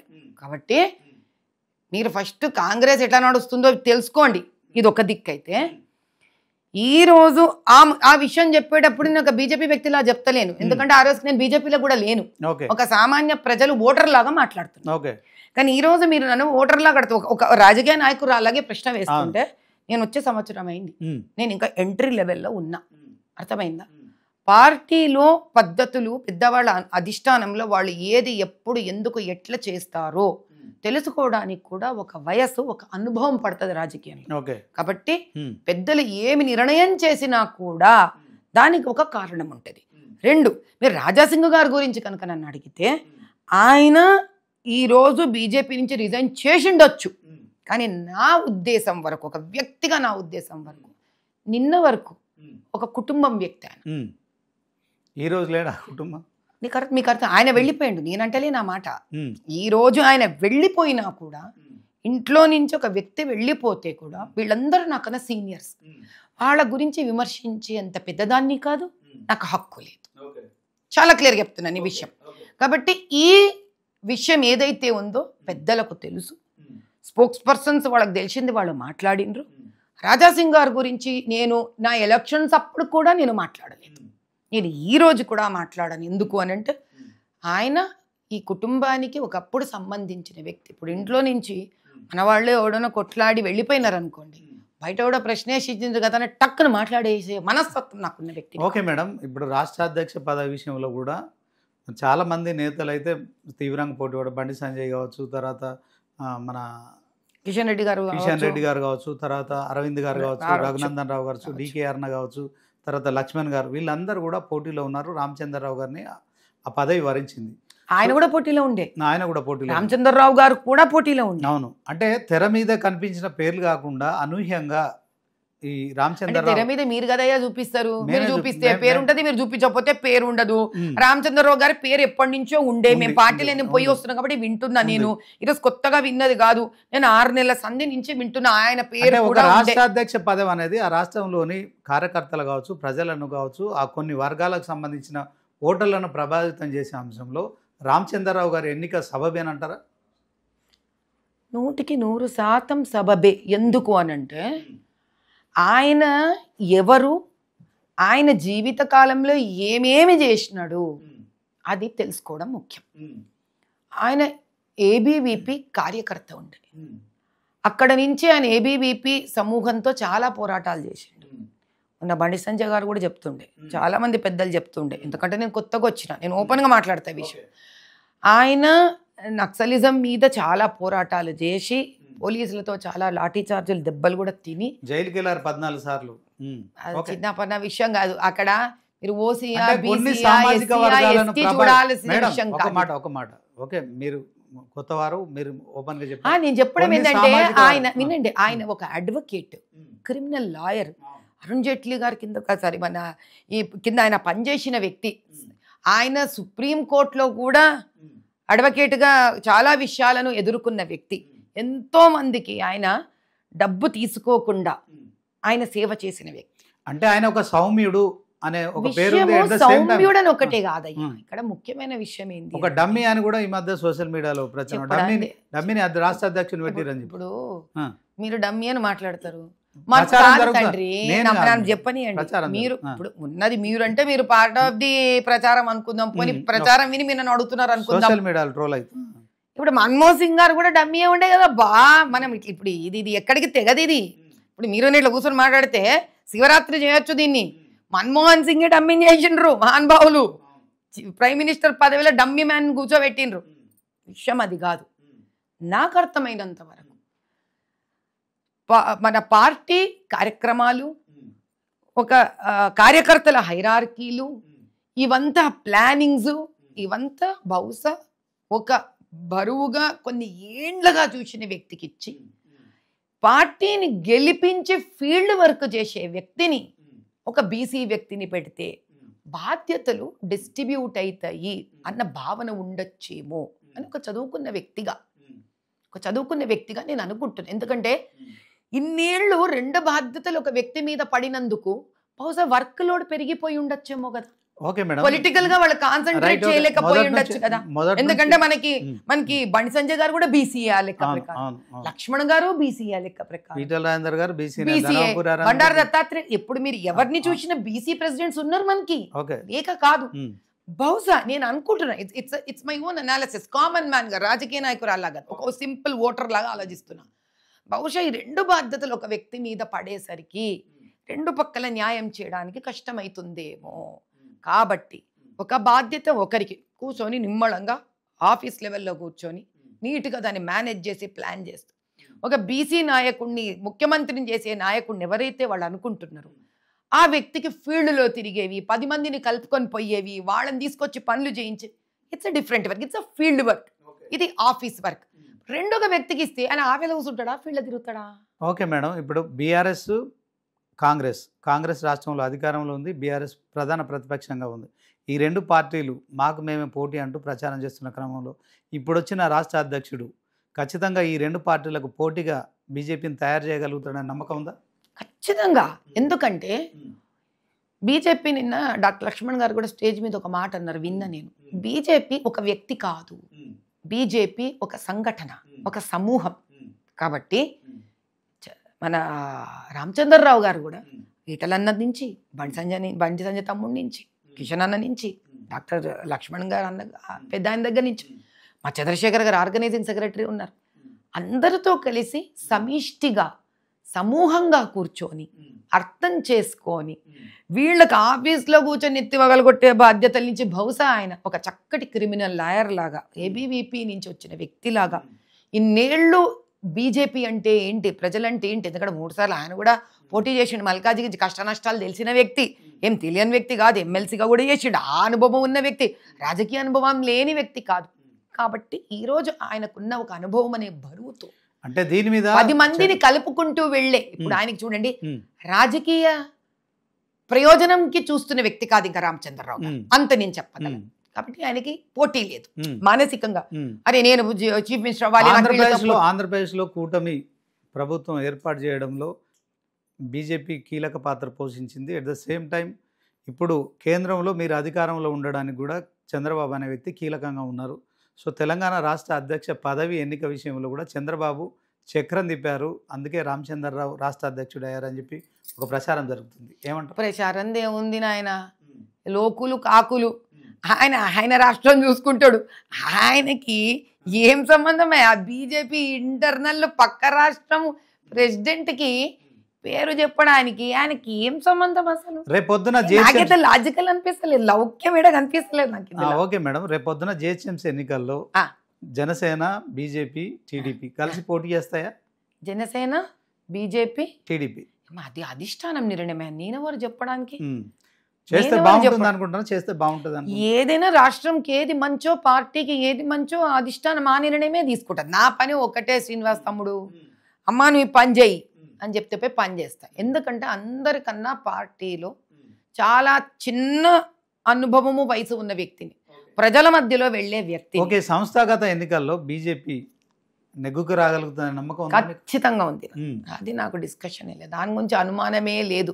ఎందుకంటే నిన్న స్టేజ్ మీద కూడా డికే అరుణ గారు కానీ, ఈటల గారు కానీ, బండి సంజయ్ గారు కానీ, కిషన్ రెడ్డి గారు కానీ, డాక్టర్ లక్ష్మణ్ గారు కానీ, అంటే ప్రస్తుతం ఈ 5గురు ఎవరైతే మాట్లాడినరో అందరూ కూడా మేము సహకరిస్తాము, మేము కలిసిమెలిసి పనిచేస్తాము అన్న ఒక చక్కటి అభిప్రాయాన్ని చూపించిండ్రు. ఇప్పుడు మనస్పర్ధలు పార్టీకే కాదయ్యా, ఇళ్లల్లో కూడా ఉంటాయి. అట్లా అని మనం విడిపోం. కాబట్టి ఖచ్చితంగా బీజేపీ ఒక పరివారం, ఒక కుటుంబం, కలిసిమెలిసి మేము పనిచేస్తాము అన్న నిరూపణ రాబోయే స్థానిక ఎన్నికలు ఏవైతే ఉన్నాయో మున్సిపల్ లెవెల్లో కానీ, మీకు అట్లా గ్రామీణ లెవెల్లో కానీ, పంచాయతీ లెవెల్లో కానీ మేము చేసి నెగ్గి మా మేయర్ని ఆడ కూర్చోబెట్టి చూపిస్తాం. ఓకే, మరి రానున్న రోజుల్లో కార్పొరేటర్గా పోటీ చేస్తున్నారా మాధవీలత గారు? నాకెందుకు కార్పొరేటర్, ఎందుకు పాపం ఏళ్ల సరబడి అక్కడ వార్డులలో కష్టపడి పనిచేస్తే పోయి వాళ్ళకి గుంజుకోమంటే వాయింది నువ్వు వాళ్ళు చెప్తావు తమ్ముడు. అంటే ఇదే పనా వాడి సీటు గుంజుకోని వీడి సీటు గుంజుకోని. నెక్స్ట్ హైదరాబాద్ వాళ్ళు కార్పొరేటర్లని గెలిపించే ప్రచారం అనే బాధ్యత నాకు ఇస్తే దగ్గరుండి మా కార్పొరేటర్లని గెలిపించుకుంటా. కేవలం ఎంపీ, హైదరాబాద్ ఎంపీ కావాలనేదే మీకు అలా అంటారు? అది కూడా లేదే నాకు, అది కూడా నేను నిర్ణయించుకోవడానికి, అది కూడా అది ఇష్టమేనా నా ఇష్టమా? నేను పోయి ప్రయత్నాలు మీరు చేయట్లేదా? నేను ప్రజాసేవ చేస్తున్నా, పార్టీ ఇచ్చే బాధ్యతలు చేస్తా అంతే. టికెట్ ఇవ్వని టికెట్ ఇవ్వకపోని, ఒకసారి టికెట్ ఇచ్చినందుకు బీజేపీ పరివార సభ్యురాలైన నేను, ఆ పరివారంలో నేను ఒక మనిషినైనా, ఒక వ్యక్తినైనా, అంతేగాని దాని తర్వాత టికెట్ ఇస్తేనే నేను పార్టీలో ఉంటా, పోటీ జైన్ ఇస్తే పార్టీలో ఉంటా. నాకు నచ్చకపోతే గమ్మున ఉండాలి, వెళ్ళిపోవాలి. అది నా వ్యక్తిత్వం. మాధవీలత గారు ఒక కార్పొరేట్ హాస్పిటల్ నడుపుతున్నారు. పేదలకు ఏం సహాయం చేస్తున్నారు, ఏం వైద్య సహాయాలు అందిస్తున్నారంటే ఏం చెప్తారు? మీరు వచ్చి హాస్పిటల్లో బిల్స్ చూసుకొని ఎవరెవరికి ఏమేమి అందినాయో ఫోన్ నెంబర్లు ఇస్తే వాళ్ళకి ఫోన్ చేసుకోండి అని చెప్తా. ఓకే, మేము ఫోన్లు చేయాలంటారా? అంతే. మళ్ళీ ఇంకా లేకపోతే నేను ఏం చెప్తే అది నిజం కాదంటే ఇది నిజం కాదంటే అది ఎందుకే నాకు ఈ లొల్లి. హాస్పిటల్ మీరు హాస్పిటల్ ఇప్పుడు నేను 1000 డెలివరీలు డిక్లేర్ చేసిన, నేను పక్క హాస్పిటల్లో పోయి చేయలే కదా, నా హాస్పిటల్లోనే చేసుకున్నా. ఈ రోజుకి కాన్స్టిట్యువెన్సీ నుంచి అన్ని చోట్ల నుంచి ఫోన్లు వస్తాయి నాకు, అమ్మా ఈ హెల్ప్ కావాలి, అమ్మా మాకు ఈ బిల్లులు హెల్ప్ చేయండి, ఇది డిస్కౌంట్లు చేయండి, అది చేయండి అని చేస్తూనే ఉన్నా. కానీ నేను చేసినా చెయ్యలేదా నా మాటల మీద కాదు కదా, మీరు ఒప్పందం చేసుకుని అది గతం చెప్పే. ఇప్పుడు నేను చెప్పి కూడా ప్రయోజనం కూడా వేస్ట్, నా డబ్బు నేను కొట్టుకుంటున్నట్టు ఉంటది. మీరు ఓండి, నంబర్లు ఇస్తారు వాళ్ళు, పోయి ఫోన్లు చేసుకోండి, ఇంట్లో పోండి. వాళ్ళకి కట్టింది కూడా కబ్జా చేసి స్థలంలో కట్టిరని మీ మీద ఆరోపణలు ఏం చెప్తారు? అశోక బిల్డర్స్ వాళ్ళు బాధపడతారయ్యా పాపము. హాస్పిటల్ భూమి నాది కాదు, లీజుకి తీసుకొని కట్టారు. మీరు ఇట్లాంటివన్నీ ఏడేడకెంచో మాట్లాడితే ఇది మరీ బోగస్ పురాణం అయిపోతుంది. ఇదంతా నిజమే లేదు. ఇక రాష్ట్ర రాజకీయాల విషయం మాట్లాడుకుందాం ఒకసారి. తెలంగాణ రాష్ట్రంలో ఇప్పుడు ఒక వివాదం కొనసాగుతుంది. బనకచెర్ల అనే అంశంలో బీజేపీ, బీఆర్ఎస్, కాంగ్రెస్ ఈ మూడు కూడా ఖచ్చితంగా మరి బనకచెర్లను అడ్డుకుంటాయా, లేకుంటే బనకచెర్ల విషయంలో బీజేపీ విధానం ఏంటి? కాంగ్రెస్, బీఆర్ఎస్లు మాత్రం ఇది ఈ పాపం మీదే, ఈ పాపం మీదే అనుకుంటున్నారు. కేంద్రంలో మీరు అధికారంలో ఉన్నారు, ఆ ప్రాజెక్టుకి అనుమతి మీరు ఇవ్వబోతున్నారు, మీ దగ్గర డిపిఆర్ వచ్చింది, ఏం చెప్తారు? నేను ఏం చెప్పనయ్యా, పెద్దలు ఉన్నారు వాళ్ళని వేసుకోండి ఈ ప్రశ్న అని చెప్తాను. నాకు 24 గంటలు నా కాన్స్టిట్యుయెన్సీ సమస్యలు అవి తీర్చనీకే నాకు 24 గంటలు సరిపోతలేదు. ఈ పెద్ద పెద్ద ముచ్చట్లు ఏవైతే ఉన్నాయో ఇద్దరి దగ్గర వాళ్ళు ఇప్పుడు పార్టీ ప్రెసిడెంట్ అయిపోయినా ఆయన పోయి అడగండి, లేదా స్పోక్స్ పర్సన్ ఉన్నారు దానికోసం అలొకేట్ చేసిండ్రు వాళ్ళని, చక్కగా స్పోక్స్ పర్సన్స్ మాట్లాడతారు వీటి గురించి. నా కాన్స్టిట్యుయెన్సీ హైదరాబాద్లో ఏం జరుగుతున్నాయి అడుగు, మంచిగా వీళ్ళకి నాకు ఎంత చాత అవుతుంది అంత చేస్తున్నా చెప్తాను. ఓకే, ఒక మహిళగా తెలంగాణ రాష్ట్ర కాంగ్రెస్ ప్రభుత్వ పనితీరు ఎలా ఉందంటే ఏం చెప్తారు? చాలా బాధాకరంగా ఉంది. మహిళగా ఎందుకో వ్యక్తిగానే చెప్తా, బాగలేదు, అది నిజంగానే బాగలేదు. ఎందుకంటే సరే ఏందో ఎవరు నాకు తెలియదు, ఈ రాజకీయంలో పార్టీలు నెగ్గుతారు, వాళ్ళు వస్తారు, తెలంగాణ వరకు చూస్తూనే ఉన్నా, ఎవడు లాభం వాడు చేసుకుంటా పోతున్నాడు. కానీ బీదవాడి పుట్ట మాత్రం కొట్టకూడదు, అది మంచి పద్ధతి కాదు. ప్రభుత్వం బీదవాడి పుట్ట కొడుతుందంటారా? ఎట్లా? మళ్ళీ పెన్షన్లు దొరుకుతలేవు ఆడవాళ్ళకి, ఇండ్ల మీద వచ్చి కబ్జాలు కొడుతుంటే పోలీస్ స్టేషన్లో చెప్తుంటే ఎఫ్ఐఆర్ దర్జలు అయితే లేవు, ఇండ్లు ఇస్తలేరు వాళ్ళకి, ఉద్యోగాలు ఇస్తలేరు. పాపం స్టేట్ సర్వీసెస్ కోసం యువతులు పోయి పోరాడితే మరి ఆ లాఠీ దెబ్బ ఆడకూతుళ్ళని చూసుకోకుండా అట్లా కొడతారా? నిజంగా అది బాగలేదు. సెంట్రల్ యూనివర్సిటీలో మీరేదో తీసుకుంటారు, మీ ల్యాండ్ అంటున్నారు, మీ పిల్లలు ఎవరో ధర్నాలు చేసిండ్రు, ఏదా అక్కడ ఫారెస్ట్ ఏరియా అని. ఫారెస్ట్ ఏరియానా కాదా? ధర్నా కదా చేసిన, కొట్టలే కదా. లాఠీ చార్జీలు ఏంది వాళ్ళ మీద? ఇది మనము ఈరోజు ఒక డిగ్నిఫైడ్ ఎరాలో ఉన్నాం. మనం ఏదైనా మాట్లాడాలి కదా. కొడతా అంటే చేతులు ఎత్తేది కొట్టేది లాఠీ చార్జ్. ఓకే మేడం, మీ పరిధిలో బ్రిటిషర్ల లాగా మూసి ఉంది, అదొక మురికి కూపంలో మారింది, దాన్ని ప్రక్షాళన చేయాలంటారా? ప్రక్షాళన దాకా పోతావు నాయన నువ్వు. ఆ మూసీ నదికి కూడా ఎడం పక్కన అన్యాయంగా చిన్న వాళ్ళు ఆ రోజేమో రిజిస్ట్రేషన్ చేసే రోజేమో రిజిస్ట్రార్ ఆఫీస్లలో రిజిస్ట్రేషన్ చేసిరి. మరి రిజిస్ట్రేషన్ ఎందుకు చేసిండ్రు మీరు? ఈ రోజు ఆ ఇండ్లన్నీ మీకు ఒకటి తెలుసా? మీరు ఎప్పుడైనా దాన్ని ఒక్క నిమిషం తమ్ముడు, ఇవన్నీ ఎంత భయంకరమైన నిజాలంటే, మీరు మూసీ ప్లాన్ తెచ్చుకోండి. వాళ్ళ రైట్ సైడ్ లెఫ్ట్ సైడ్ ఒక అది వదులుతారు, సేఫ్ జోన్స్ వదులుతారు. మీరు చూడండి కరెక్ట్గా ఎంఐఎం ప్రాపర్టీస్ పాడు కాకుండా ఒక లైన్ గీస్తారు వాళ్ళందరూ ఇట్లా, వాళ్ళ చుట్టాలు గిట్టాలు అందరు. దాని తర్వాత ఆ బీదోడి ఏమన్నా కానీ పోని దడ కూలగొడతారు వాళ్ళు. వాళ్ళకి ఇండ్లు అలకేటు గాలే ఇవ్వలే. ఇప్పుడు మూసి మురికి గుంది, దాన్ని బాగు చేయాలి ఒక పద్ధతి, అదొక ప్రోగ్రాం. అది బాగు చేయడానికి ఎంత న్యాయబద్ధంగా ధర్మబద్ధంగా వీళ్లకు మనము వేరే ఇండ్లు ఇస్తున్నాము ఇవ్వట్లే. మూసి లాంటి వాసన ఉన్న ఒక కాలవ పక్కన ఇల్లు కట్టుకొని ఒక పరివారం బతుకుతుందంటే తమ్ముడు చెప్పు, వాళ్ళ జీవన విధానం ఎంత భయంకరంగా ఉండి రాజీ పడి వాడు అక్కడ బతుకుతాడు. వాడి ఇల్లు కూలగొట్టడం ఏందయ్యా? నువ్వు కూలగొట్టినావు పోని, కూలగొట్టేదానికి ముందు ఎంతమంది ఉన్నారు వీళ్ళు? ఈ పరివారాల పరిస్థితి ఏంది? వీళ్ళకి మనం ఒక చోట ఇండ్లు ఇవ్వాలి కదా. దీనికి కాకపోతే ప్రభుత్వాలు డబుల్ బెడ్రూమ్లు ఇస్తున్నాము, ఇళ్ల స్థలాలు ఇస్తున్నాం ప్రభుత్వం చెప్తుంది కదా. అవి నేను మీకు అదే చెప్పినా స్వామి, మళ్ళీ నువ్వు నీ కెమెరా తీసుకొని మూసీదారు పా, ఇద్దరం పోదాంపా. ఏం లేదు కార్యక్రమం లేదు. నేను దాని కార్యక్రమము ఈ రోజు ఉందా లేదా అంటే లేదు తమ్ముడు. కూలగొట్టినంత వరకు వాళ్ళ ఇండ్లు దొరికినాయా లేదా, వాళ్ళు ఎక్కడ ఇబ్బందులు పడుతున్నా సర్వే చేద్దాంపా. మీరు చెప్పింది మేము పరిగణలో తీసుకుంటాం. మూసీ ప్రక్షాళన కోసం కేంద్రంలో ఉన్న బీజేపీ సర్కారు సహాయం చేయాలంటారా వద్దంటారా?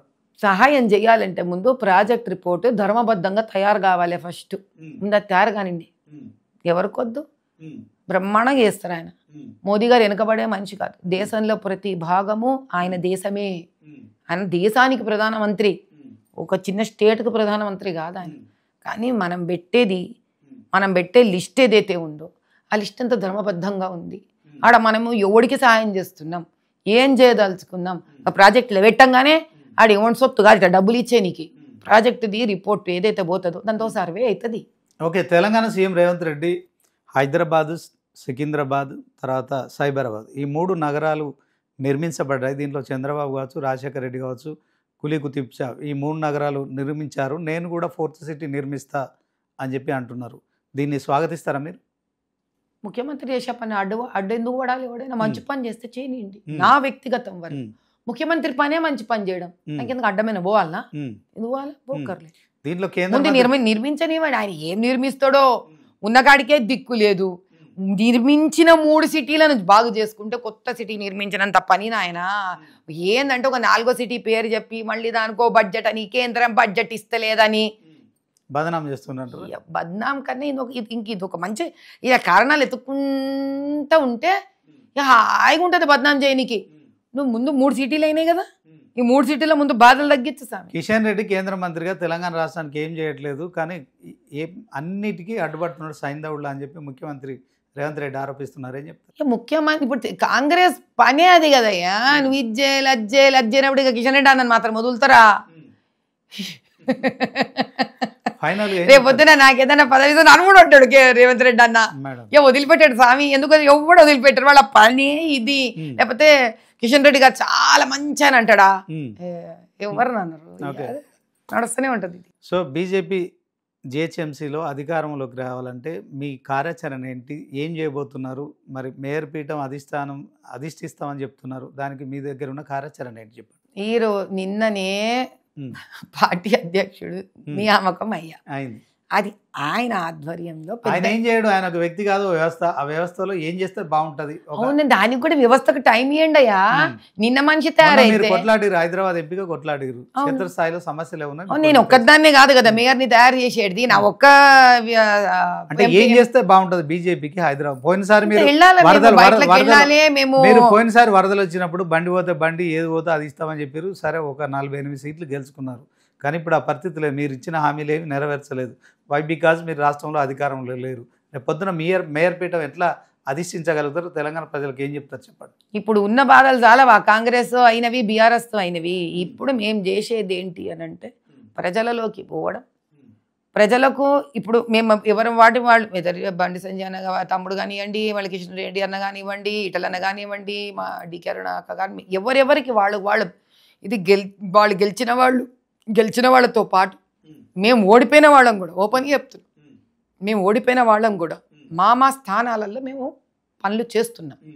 మా స్థానాలలో ప్రజలకు మాకు చేతనైన సహాయ సహకారాలు అందిస్తున్నాం. నా వరకు నేను క్లియర్గా ఓపెన్గా చెప్పగలను. మీరు చూస్తూనే పోతుంటే మీకు మొత్తం అన్నిట్లో కూడా మీకు ప్రూఫ్స్ ఉన్నాయి. సమిష్టిగా కృషి చేసి మొత్తానికి మేయర్పీఠం ఖచ్చితంగా ఏదైనా సమిష్టిగా చేయండి. మీకు ఏం సంఘటనమే శక్తి. మా పెద్ద మాకు నేర్పించింది అదే మోదీ గారు. 2014లో గెలుచుకున్న సీట్ల కంటే 2019లో మీరు ఎక్కువ సీట్లు సాధించుకున్నారు. 2 సార్లు మీరు సొంతగా అధికారంలోకి వచ్చే మెజార్టీ భారతదేశ ప్రజలు ఇచ్చారు. కానీ మోడీ మానియా తగ్గిపోతుంది. మూడోసారి 2024లో మీకు సొంతగా మెజార్టీ తీసుకునే పరిస్థితి రాలేదు. రేపొద్దున మీరు అధికారంలోకి వచ్చేది లేదు. కాంగ్రెస్ గ్రాఫ్ పెరుగుతోంది. గతంలో కంటే కాంగ్రెస్ పుంజుకుంది. దీనికి ఏం చెప్తారు? రానున్న రోజుల్లో మీరు అధికారం కోల్పోతున్నా కాంగ్రెస్ గద్దెనెక్కబోతుంది అని మీరు చెప్తున్నారు. ఇంకా ఆ రోజు చూద్దాంలేండి. ఎందుకంటే ఇక 3 సార్లు గెలుచుకున్న వాళ్ళం 4వ సారి మేము గెలుచుకుంటామా లేదా నమ్మకం మాకు చాలా ఉంది. ప్రజలకు తెలుసు.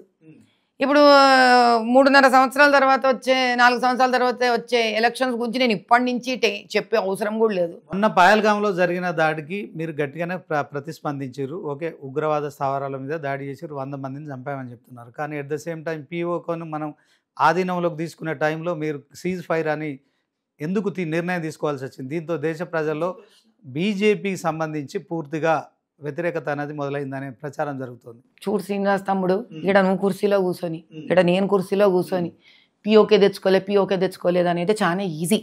కానీ పిఓకే దగ్గర మన ఎంతమంది భారతీయులు ఉన్నారో ఆ పిఓకే నుంచి ఆ బార్డర్ అంతా పాకిస్తాన్కి ఆ పక్కనే నివాసం చేసే ప్రజల జీవితాలలో ఇళ్లల్లో మనం పోయి ఒక్క 24 గంటలైనా బతికితే అప్పుడు ప్రధానమంత్రి గారు తీసుకున్న నిర్ణయం ఎంత ముఖ్యమైందో మనకు అర్థమవుతుంది. మన నెత్తి మీద పిడుగు పడితే మనకు అర్థమవుతుంది, కానీ పక్కోడి నెత్తి మీద పిడుగు పడితే మనకేం అర్థమవుతుంది? ఆయన దేశానికి ప్రధానమంత్రి. అర్థమైందా అండి? ఆ బార్డర్లో ఉండే ప్రజల క్షేమం కూడా ఆయన ఆలోచించాలి. ఓ ఆవేశం వచ్చేసి వెళ్ళిపోతే పనులు కావాడా, అది కూడా మనం ఆలోచించుకోవాలి. వాట్ కాస్ట్, ఎంతమంది ప్రాణాలు పోగొట్టుకుంటే ఏమొస్తుంది అంత తెలిసిన విచక్షణ ఉన్న మహానుభావుడు ఆయన. కాబట్టి ఎప్పుడు ఏది చెయ్యాలో ఆయనకి బాగా తెలుసు.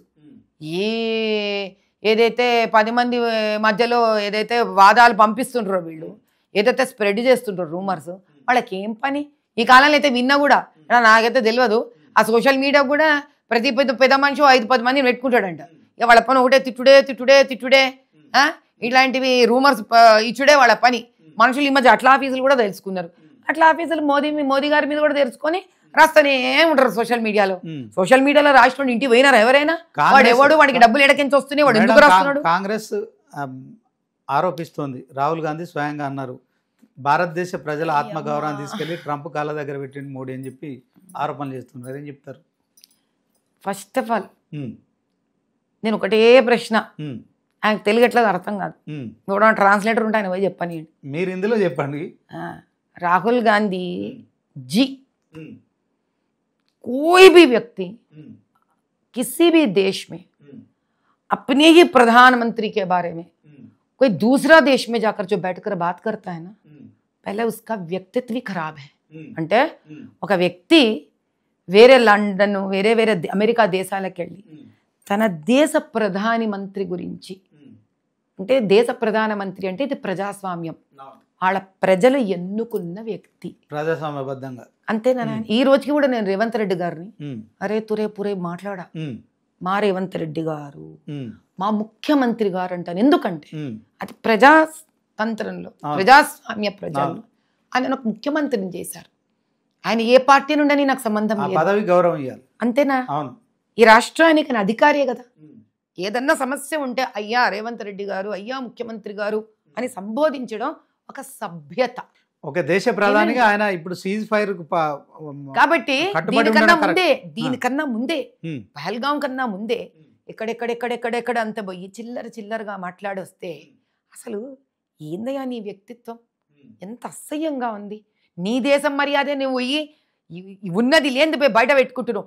ఏ రోజైనా మనం ఒక్క రోజైనా ఈ ప్రపంచంలో ఏ ప్రెసిడెంట్ అయినా ఏ ప్రైమ్ మినిస్టర్ అయినా మన దేశంకి వచ్చి వాళ్ళ ప్రైమ్ మినిస్టర్ తిట్టడం విన్నారా మీరు ఈ రోజు దాకా? ఓకే, రాహుల్ గాంధీ తప్పంటారు, అది ఒప్పంటారా మీరు? మీరు చెప్పండి. నేర్చుకోవాలి కదా కనీసం. నీకు తెలియదు, నీకు చేత కాదు, నీ పక్క పంటలో ఉన్న మనుషులు నీకు సలహాలు ఇవ్వాలి కదా. అట్లాంటి వాళ్ళని పెట్టుకున్నావు నువ్వు పక్కన. ఓకే మేడం, దేశం బయట ఉన్న శత్రువులు పాకిస్తాన్కి సంబంధించిన ఉగ్రవాదులు కావచ్చు, పాకిస్తాన్ దేశం కావచ్చు, సీజ్ ఫైర్ చర్చలు అంటే సీజ్ ఫైర్ చేశారు. దేశంలో ఉన్న నక్సలైట్ల విషయంలో వాళ్ళు చర్చలకు వస్తామంటే కూడా మీరు కాల్చి చంపాలి, ఆపరేషన్ కార్గిల్ అక్కడ చేశారు, ఇక్కడ కగారు చేస్తున్నారు. సో కగారు ఎవరైనా అంత ప్రేమగా చర్చలకు వచ్చింది, చర్చలకు వచ్చే చంపే వ్యక్తి కాదు బాబు. First especially north east region మీరు పోయి చూసిండ్రు అసలు వాళ్ళ జీవితాలు. నేను పోయినా, జార్ఖండ్ పోయినా క్యాంపెయినింగ్కి, నేను అస్సాం పోయినా, అన్ని చోట్ల పోయినా. నేను దయనీయమే అక్కడ వాళ్ళ జీవితము. అమిత్ షా గారు అక్కడి నుంచి మొదలుపెట్టిండ్రు. అక్కడ మనం పోయి ఆ ఆడపిల్లల జీవితాలు మన దేశానికి సంబంధించిన బిడ్డలే కదా. నక్సలైట్లు అంటే పాకిస్తాన్ నుంచి వచ్చిన వాళ్ళు కాదు, భారత పౌరులే కదా. సో వాళ్ళని పిలిచి చర్చలో పిలిచి వాళ్ళ సమస్యలు ఏమున్నాయో, వాళ్ళు ఏం కావాలనుకుంటున్నారో చర్చలో పిలవచ్చు కదా. సరే, మిమ్మల్ని ఒక ప్రశ్న వేస్తా తండ్రి, మిమ్మల్ని ఒక ప్రశ్న వేస్తా. మొదటి నక్సలిజం ఏ సంవత్సరంలో వచ్చింది? స్వాతంత్రానికి పూర్వం ఉంది. బీజేపీ లేదు, మోదీ గారు లేరు. ఏం చేసిండ్రంటే కాంగ్రెస్ గాళ్ళు అన్ని మోదీ గారి నెత్తి మీద, అమిత్ షా గారి నెత్తి మీద పడేసాడు ఆయన ప్రతి ప్రశ్న తీసుకెళ్ళి. అప్పుడు చర్చలు అంటే పిలిచారు, మాట్లాడారు కదా. మరి ఎందుకు కథం ఎందుకు కాలేదు? కథం ఎందుకు కాలేదబ్బా? బీజేపీ వచ్చినప్పుడు రాలే ఇవన్నీ. బీజేపీ వరకు వాళ్ళు కథం చేయలేకపోయినారంటే ఏంది? చర్చలు చేసినా కథం కాలే కదా వాళ్ళకి. అంటే ఇది కథం కాని పరిస్థితి. 55 ఏళ్ళు వీళ్ళు చర్చలు చేయలే. దానికి అంతమందించడం కరెక్ట్ అంటారా మీరు? ఇప్పుడు నువ్వు గన్ను పెట్టి దడ దడ దడ దడ ఒక మనిషిని చంపుతున్నావు విచక్షణ లేకుండా. ఒక సామాన్యుడు చస్తున్నాడు, వీడిని కోర్టు తీసుకుపోయినావు. కోర్టు ఏమంటది, లేదు నాన్న బుజ్జగించిడికి పాయసం తినిపించి షీర్కూర్మా తినిపించి కూసోబెట్టి వీటితో మాట్లాడంటదా, వానికి ఆమరణ కారాగార శిక్ష ఉరి శిక్షనే వేస్తుందా కోర్టు? ఏమేసి గన్ను పట్టుకునే హక్కు నీకు ఎవడిచ్చిండయా? లా బద్ధంగా ఇతర గన్ను ఎందుకు ఉండాలి? ఎందుకు ఉండాలి గన్ను? ఈ రోజు జమీందార్ల సిస్టమ్ లేదు, ఫ్యూడల్ సిస్టమ్ లేదు. ఏమంటూ లేదు కదా. మీరే అన్నారు కదా మేడం, హైదరాబాద్లో మనం ఏదైతే రాష్ట్ర రాజధానిగా చెప్పుకుంటున్నా, హైదరాబాద్లోనే ప్రజల జీవన స్థితిగతులు ఇంకా మెరుగుపడట్లేదు, మౌలిక సదుపాయాలు లేవు, ప్రజల జీవన విధానం దుర్భరంగా ఉందని చెప్తున్నారు. అట్లాంటి పరిస్థితుల్లో ప్రభుత్వం చేయలేని పనులు వాళ్ళు అడవుల్లో ఉండి వాళ్ళ జీవితాలు ప్రాణత్యాగాలు చేసుకుంటూ ఒక సమాంతర ప్రభుత్వం నడుపుతూ ప్రజలకు న్యాయం చేసే దిశగా ఉన్నారు కదా. అట్లాంటి వాళ్ళని పిలిచి మీ సమస్యలు ఏంటి, మీరు జనజీవన స్రవంతిలో కలిసిపోండి, చర్చలు జరుపుదామని పిలవచ్చు కదా. వాళ్ళు చర్చలకు వస్తామని చెప్పినప్పటికీ కూడా మీరు పట్టించుకోకుండా కాగారు పేరుతో దీన్ని చేయడం ఏ రకంగా చూస్తారు? మీరు కాగారు పేరు చెప్తున్నది వేరే రాష్ట్రాల భాష, అడుగుతున్నది హైదరాబాద్ గురించి. సో ముందు ఏం చేస్తారంటే మీరు రేవంత్ రెడ్డి గారిని పిలిచి, స్వామి కాంగ్రెస్ ప్రభుత్వం నడుస్తుంది కదా, ఏళ్ల తరబడి నుంచి కాంగ్రెసే నడిచింది కదా, మీరు నక్సలైట్లని పిలవండి, చాలా సంతోషపడేది ముందు నేనే. కాబట్టి నన్ను కూడా రమ్మంటే నక్సలైట్లతో మాట్లాడమంటే ఇంకోటి పోయి మాట్లాడదు. ఎందుకంటే ఒక ప్రాణమే. వినండి, సో ముందు ఈ సలహా మీరు రేవంత్ రెడ్డి గారికి ఇవ్వండి. ఆయనని తెలంగాణలోని నక్సలిజం ఒకవేళ ఉంటే ఇంకా దాన్ని నిర్మూలించి ఒక ఆదర్శప్రాయం అవ్వమనండి, చూసి నేర్చుకుంటా. అంతే అంతే. కానీ నార్త్ ఈస్ట్లో ఏం జరుగుతుంది, ఈడ కూర్చొని మాట్లాడే హక్కు మనకు లేదు. ఈయన ప్రభుత్వమే, కాంగ్రెస్ ప్రభుత్వమే నడుస్తుంది కదా, చేసి చూపించండి, ఆదర్శులు అవ్వండి. ఓడాపిండా మిమ్మల్ని మీ ప్రభుత్వంలో. ఓకే, మీరు చేయకుండా లోలు పెడతారు ఎందుకు? చేయండి. ఆపరేషన్ సింధూరు మీరు మొదలు పెట్టిన తర్వాత దేశ ప్రజలు రాజకీయ పార్టీలతో సహా అందరు కూడా ఏకగ్రీవంగా మీతో గొంతు కలిపారు. సరే, సో సీజ్ ఫైర్ చర్చల పేరుతో సీజ్ ఫైర్ మీరు చేసిన తర్వాత, కాల్పులు ఆపేసిన తర్వాత బీజేపీ ప్రభుత్వంపై కావచ్చు, బీజేపీ పార్టీపై కావచ్చు కొంత వ్యతిరేకత పెరుగుతుంది. ఏం పెరగలే. ఈ పెరిగిందంతా ఈ పని లేకుండా, దిక్కు దోచకుండా, తిన్నది అరగని రాజకీయ నాయకులు చేస్తున్న పని. ప్రజలు మంచిగా హ్యాపీగా ఉన్నారు. ఎందుకంటే వాళ్ళకి తెలుసు ఒక ప్రాణం, మనవాడి ప్రాణం పోవడం విలువ వాళ్ళకి తెలుసు. సింధూర్లో మన వాళ్ళని ఆల్రెడీ పోగొట్టుకున్నాం. ఆ పోగొట్టుకున్న దానికి పహల్గాంలో సింధూర్ ఆపరేషన్ పేరు మీద ఆడకూతుళ్ళకి ఆయన న్యాయం చేసిండు. కానీ ఆ బార్డర్లో ఎంతమంది మన ఆడకూతుళ్ళకి ఇంకొన్ని వైధవ్యాలు తీసుకురావాలి? అది పెద్ద శాపం నాయన. వైధవం వచ్చిన ఆడపిల్లలకి న్యాయం చేయడానికి ఆయన ఒక యుద్ధం చేసిండు, వాళ్ళకి బుద్ధి చెప్పిండు. అర్థమైందా? అంతేగాని పంతానికి పోయి, ఇంకా ఎక్కువ పంతానికి పోయి ఆ బార్డర్ మీద ఉన్న ఎంతో మంది భారతీయ ప్రజలకి ఆడకూతుళ్ళని వైధవ్యానికి తెచ్చే హక్కు మన ఎవ్వరికీ లేదు. ఆయన ఒక పెద్ద మనిషిగా తండ్రి స్థానంలో, ఒక పెద్దన్న స్థానంలో ఉండి ఆలోచించిండు. ఇది అర్థం కాని వాడు మూర్ఖుడు, వాడు మనిషి కాదు. ఓకే, ఇంకో 4 ఏళ్ళు బీజేపీ కేంద్రంలో అధికారంలో ఉంటుంది. సో పీఓకని మనం స్వాధీనం చేసుకునే పరిస్థితి ఉన్నదంటారా? ఖచ్చితంగా ఉంది. ఆయనే వదిలిపెట్టాడు, సమయం చూసి కొడతాడంతే. ఆయన నాకు తెలిసి ఆయన ఐడియాస్ ఏమన్నా ఉండొచ్చు, నాకు తెలిసిన మోదీ గారు. ఎందుకంటే ఆయన మీద ప్రేమ అభిమానంతో ఓ జోష్ తోటి నేను రాజకీయంలోకి వచ్చా. కానీ నా వయసు ఒక్క 1 ఇయరే, సంవత్సరమే నా వయసు. కానీ ఒక ఓటర్ లాగే మాట్లాడతాను నేను. ఎందుకంటే రాజకీయం నాకేం పెద్ద తెలిసింది లేదు, నేను చేసింది లేదు.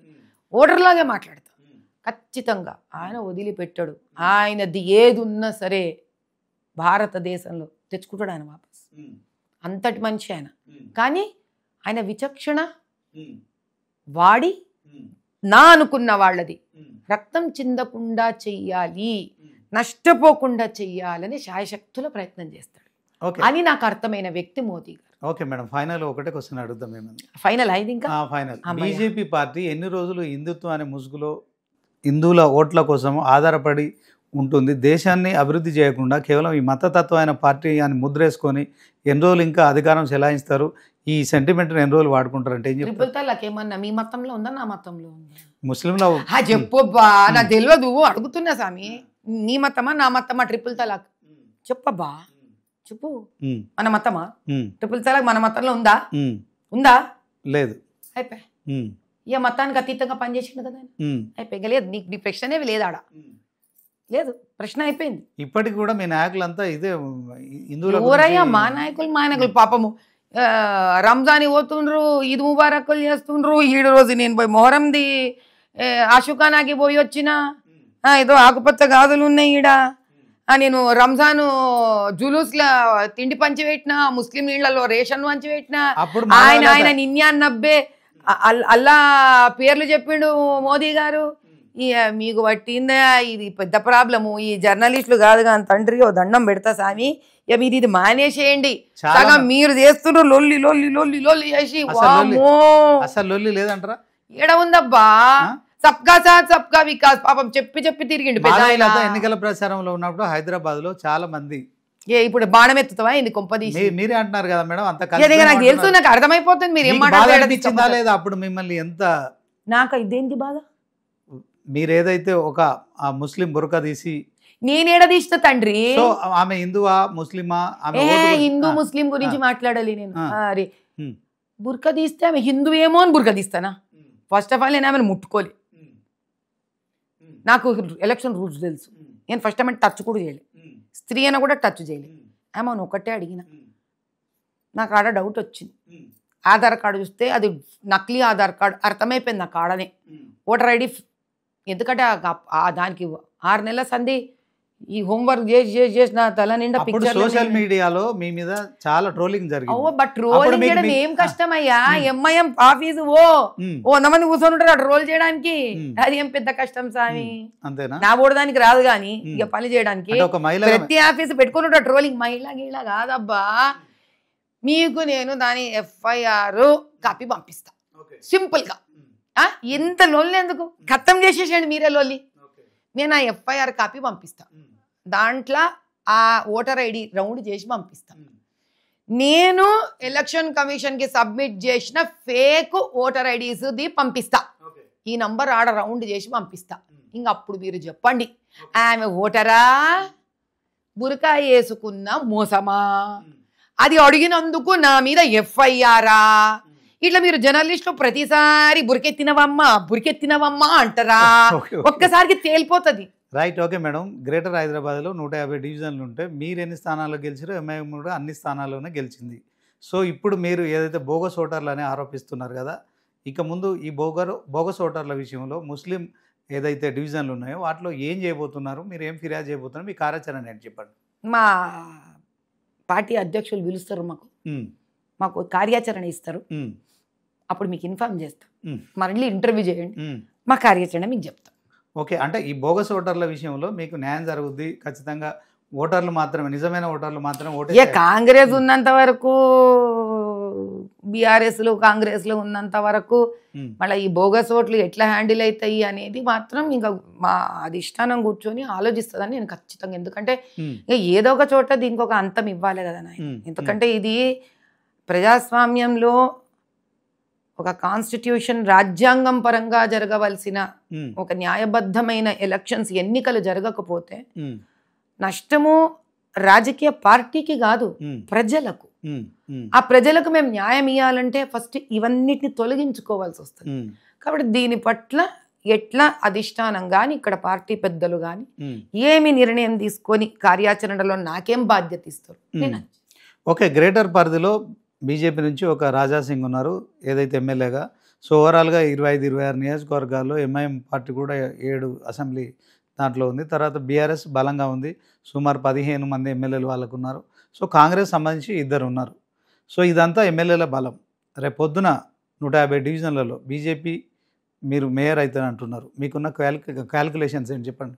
వాళ్ళిద్దరూ చేసిన భయంకరమైన మోసాలు ఢిల్లీ లెవెల్లో, దేశ ప్రధానమంత్రి లెవెల్లో, అక్కడ నుంచి ఈరోజు తెలంగాణ వరకు మేము కంటిన్యూస్గా ప్రజల మధ్యలో ఉంటూ ప్రజల ఇబ్బందులను తెలుసుకుంటూ ప్రజలకు న్యాయం చేయాలంటూ అటు సెంటర్లోను స్టేట్ లెవెల్లో చేస్తున్న కార్యక్రమాలు. తద్వారా ఇక్కడ ఎన్నిసార్లు ఒక బీఆర్ఎస్ కానీ అటు కాంగ్రెస్ కానీ నెగ్గిన తర్వాత కూడా వీళ్ళకి జరుగుతున్న అన్యాయాలు ఇది ప్రస్ఫుటంగా, అంటే క్లియర్గా ప్రజల మధ్యలో ఉంది.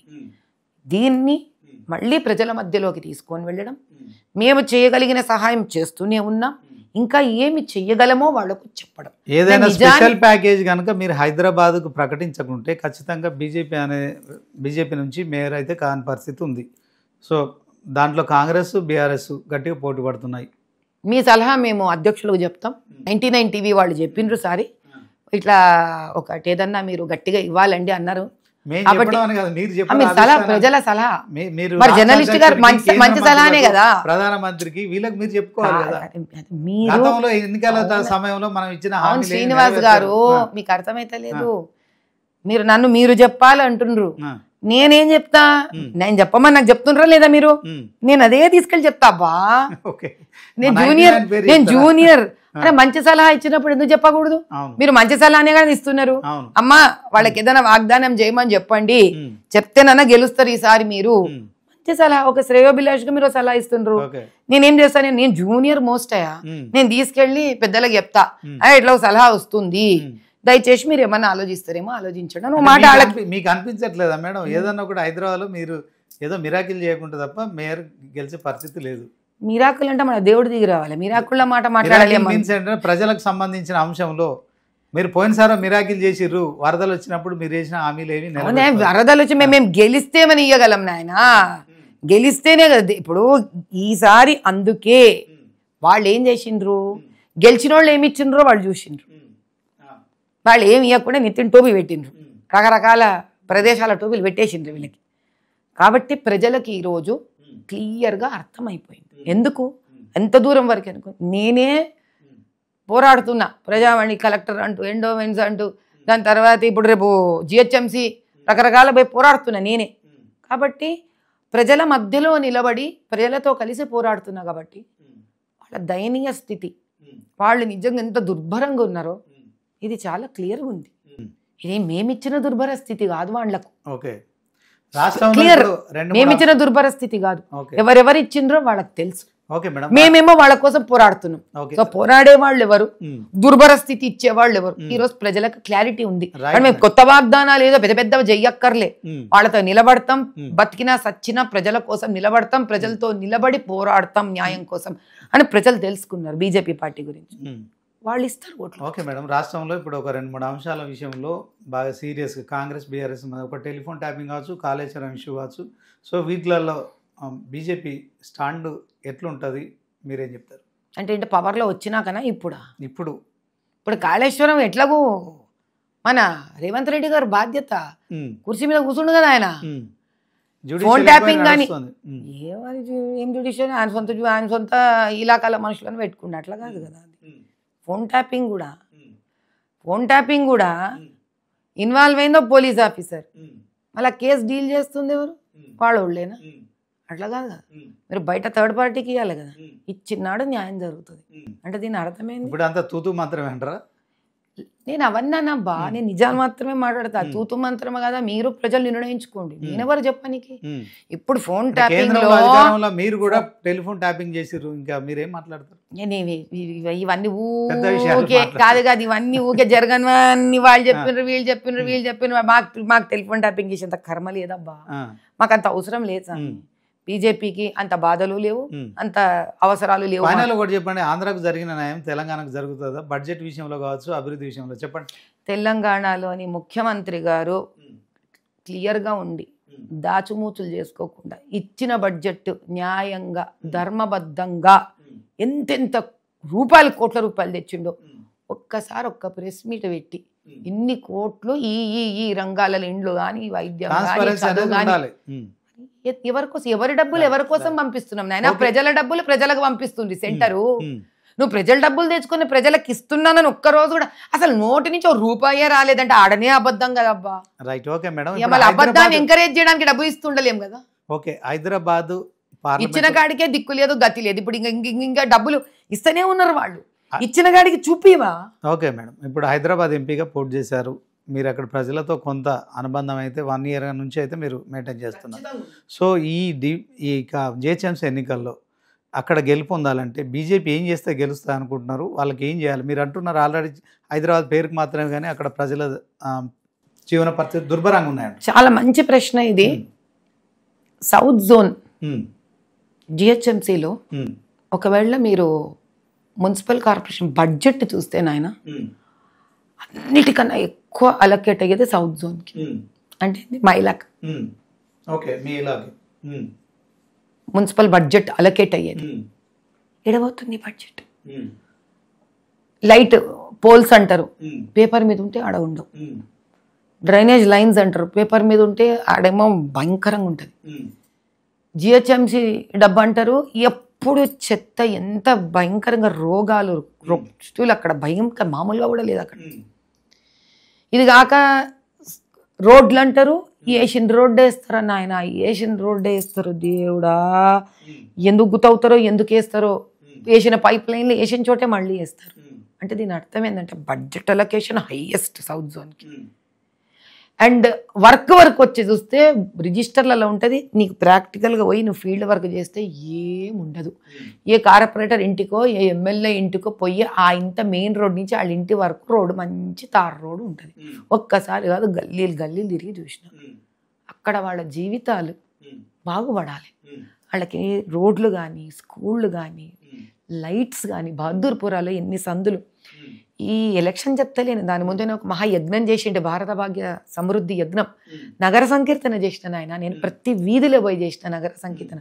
ఆ బహదూర్పురాలో కొన్ని సందులు గొంతులు తిరిగితే హిందువులు ఉండే ఏరియాలో భయం వేస్తుంది. ఆ సందుల నుంచి రాత్రి నువ్వు 5-6 దాటితే పోలేను. అంటే అది నీకు నాకైతే ఏం ఫరక పడదు, కానీ ఉన్న ప్రాణం ఉంది పోదు. నీకు ఆ పాప చుట్టుపక్కల చిన్న చిన్న బస్తీలు ఇండ్లు, ఆడపిల్లలు జల్దీ ఇళ్ళకి వెళ్ళిపోవాలి. ఈ అన్యాయమయ్యా, ఇది అన్యాయం. ఇప్పుడు ఒక మనిషి పెద్దవి కోరుకోడు, వాడి కడుపే నిండలేదు. ఇక్కడ లైట్ కావాలి, డ్రైనేజీలు నీట్గా పనిచేయాలి, మంచినీళ్ళు వసతి రావాలి. ఈ రోజుకి ఫలక్నుమా నాయక్ బస్తీల తండ్రి డ్రైనేజ్ నీళ్ళు మంచినీళ్ళు కలిసిపోయి వస్తాయి. నేను పోయి చూసిన ఎన్ని లెటర్లు వాళ్ళు పెట్టినారు. ఇప్పుడు నేను పోవాలా కొట్లాటకి? నువ్వు ఆలోచించు. ఒక ఎంపీ క్యాండిడేట్గా పెట్టిన నేను ఒక ఫలక్నుమాల ఒక చోట ఒక చిన్న బస్తీలో ఒక నాయక్ కాలనీలో నీళ్లు డ్రైనేజ్తో కలుస్తున్నాయి అని నేను పోయేదాకా పని కావట్లేదంటే నేను ఎన్నిటికి తిరగాలి? అక్కడ ఉన్న వ్యక్తులు పెడితే పని అవ్వాలి కదా. చెత్త కానీ, నీళ్లు కానీ, డ్రైనేజ్ కానీ, రోడ్లు కానీ, స్కూళ్ళు కానీ, పవర్ కానీ. మా మేయర్ ఎన్నికైన రోజు నేను దగ్గరుండి చేయించుకుంటా ఈ పనులు. ఓపెన్ చెప్తున్నా, నేను దగ్గరుండి చేయించుకుంటాను. ఎందుకంటే అది నా అంతరాత్మని పిండేసే బాధ. అంటే నేను బతుకుండి సచ్చి ఒకటే, నేను ఓపెన్ చెప్తున్నాను, నేను బతికే సచ్చి ఒకటే, గెలుచుకొని ఆ పనులు చేయకపోతే. దండం పెట్టి వెళ్ళిపోతా ఇంటికి కానీ నాకు తెలియదు అని మాత్రం నాన్న నా దగ్గరకు వచ్చిన బాధ దాన్ని పరిష్కరించకుండా అయితే ఉండ. ఓకే, ఓపెన్ చెప్తున్నా. ఓకే, మొత్తానికైతే బీజేపీ మేయర్గా గెలిస్తేనే అక్కడ అన్ని పరిస్థితులు. ఏం చేస్తాం నాయన, ఏం చేస్తాం? పొద్దున్న నుంచి రాత్రి దాకా చిన్న చిన్న చిన్న చిన్న కేసులకు పరిగెత్తాల్సి వస్తుంది. పెద్ద కేసులు ఏమన్నా పరిష్కరించుకోనా? చిన్న చిన్న వాటికి ఎన్నిసార్లు నేను తిరగడం, నీ ఎన్నిటి తిరుగుతావు? ఒక ప్రజలు నేను తిరగడానికి కాదు కదా నువ్వు ఆఫీస్ పెట్టుకుంది. నువ్వు ఆఫీస్ ఎందుకు పెట్టుకున్నావు? జిహెచ్ఎంసీ ఆఫీస్ కానీ అంతెందుకు?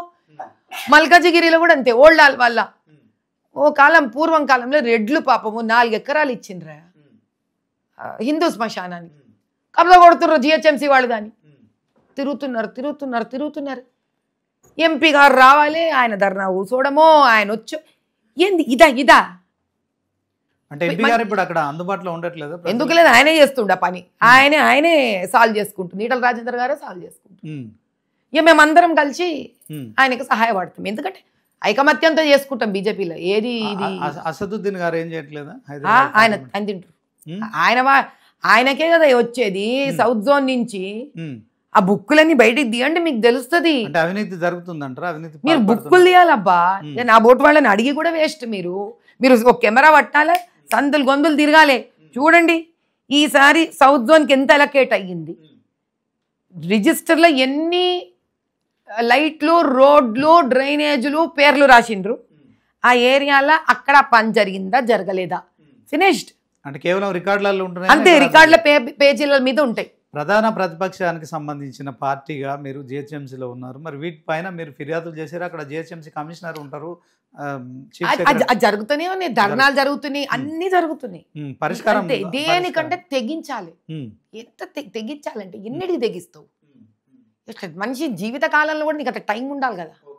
విసుకొచ్చేసింది, ప్రజలకు కూడా అర్థమవుతుంది. ఎన్నిటికన్నా పోరాడతామయ్యా? పోరాడితే ఇప్పుడు ఎట్లా ధర్నా చేస్తావు, 2 గంటలు చేస్తారు. వీళ్ళు ధర్నా వరకు దిగిండ్రు, వీళ్ళ పని చేయాలని ఉండాలా. ఎప్పుడు దాకా చేస్తావు ధర్నా? రోజు మధ్యాహ్నం, రాత్రి, అర్ధరాత్రి. అంటే ఎన్నిటికన్నా కూర్చుని ఉంటావు నువ్వు? ధర్నాల మీద ఎన్నింటికి కూర్చుంటావు?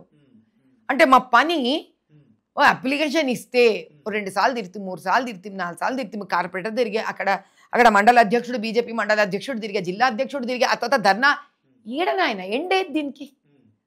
ప్రజాస్వామ్యంలో నువ్వు ప్రజలు ఎంచుకున్నాక ప్రతి ధర్నా చేస్తే కానీ పని జరగదు అంటే ఎన్నం చేస్తాం? ఆలోచించండి, ప్రాక్టికల్ గా ఆలోచించండి. ఈ సమస్యలన్నిటికీ పరిష్కారము జిహెచ్ఎంసీలో బీజేపీ మేయర్ కావాలి. కనీసం బీజేపీ మేయర్ తో నాంది ఒక మొదలు బీజేపీ మేయర్ వస్తే ఫస్ట్ మున్సిపల్ లెవెల్లో మాకు ఊపిరాడుతుందా? చలో ఈ వీళ్ళకి పని చేసి పెట్టి, ఆ పని చేసి పెట్టి, ఈ పని చేసి పెట్టి ప్రజలకు.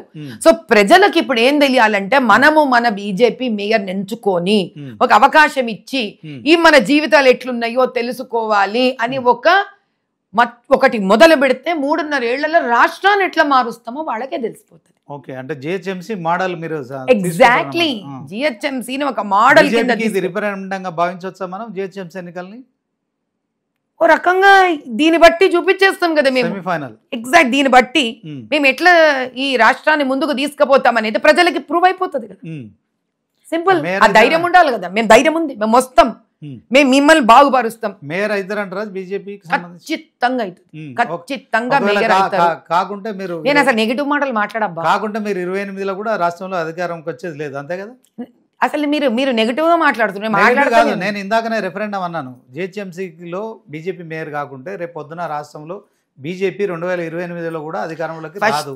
ఖచ్చితంగా గెలుస్తాం మేము, ఖచ్చితంగా మేయర్ అవుతారు మా వాళ్ళే. బీజేపీని గెలిపించుకోవాలి అన్న విపరీతమైన ఆవేదన ఉంది ప్రజల, కోరిక కూడా కాదు, ఆవేదన ఉంది. దీనికి తిరుగులేదు. ఖచ్చితంగా గెలుచుకుంటాం. కాబట్టి ఇక మాకు ఇంకో థాట్ లేదు, ఇంకొక ఆలోచన కూడా. అది ఎట్లుంటుందో మాకు తెలియదు. ఇది గెలుచుకుంటాం కన్ఫర్మ్. ఆ తర్వాత 2029లో 28లో అంటే మేము 1 నేషన్ 1 ఎలక్షన్ చూసుకుంటున్నాం.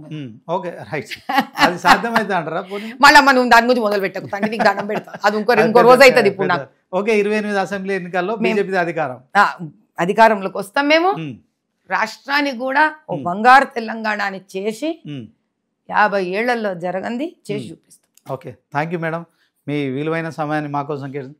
సో మొత్తానికి హైదరాబాద్ ఎంపీగా పోటీ చేసిన మాధవీలత గారు ఇక హైదరాబాదు లోక్సభ పరిధిలో పేద ప్రజలకు సేవ చేస్తున్నాను, కానీ ఈ చేత్తో ఇచ్చిన దాన్ని ఈ చేత్తో చెప్పుకోవట్లేదు. నేను ప్రజలకు అందుబాటులో ఉన్న రాష్ట్రంలో అలాగే జిహెచ్ఎంసీ ఎన్నికల్లో ఖచ్చితంగా బీజేపీ విజయకేతనం ఎగరవేస్తుంది. ఇక్కడ హైదరాబాదులో బీజేపీ మేయర్ గెలుస్తారు. 2028 అసెంబ్లీ ఎన్నికల్లో ఖచ్చితంగా తెలంగాణకు బీజేపీ ముఖ్యమంత్రి అవుతారనే విశ్వాసం వ్యక్తం చేస్తున్నారు. ఇది ఇవాల్టి స్పెషల్ ఇంటర్వ్యూ.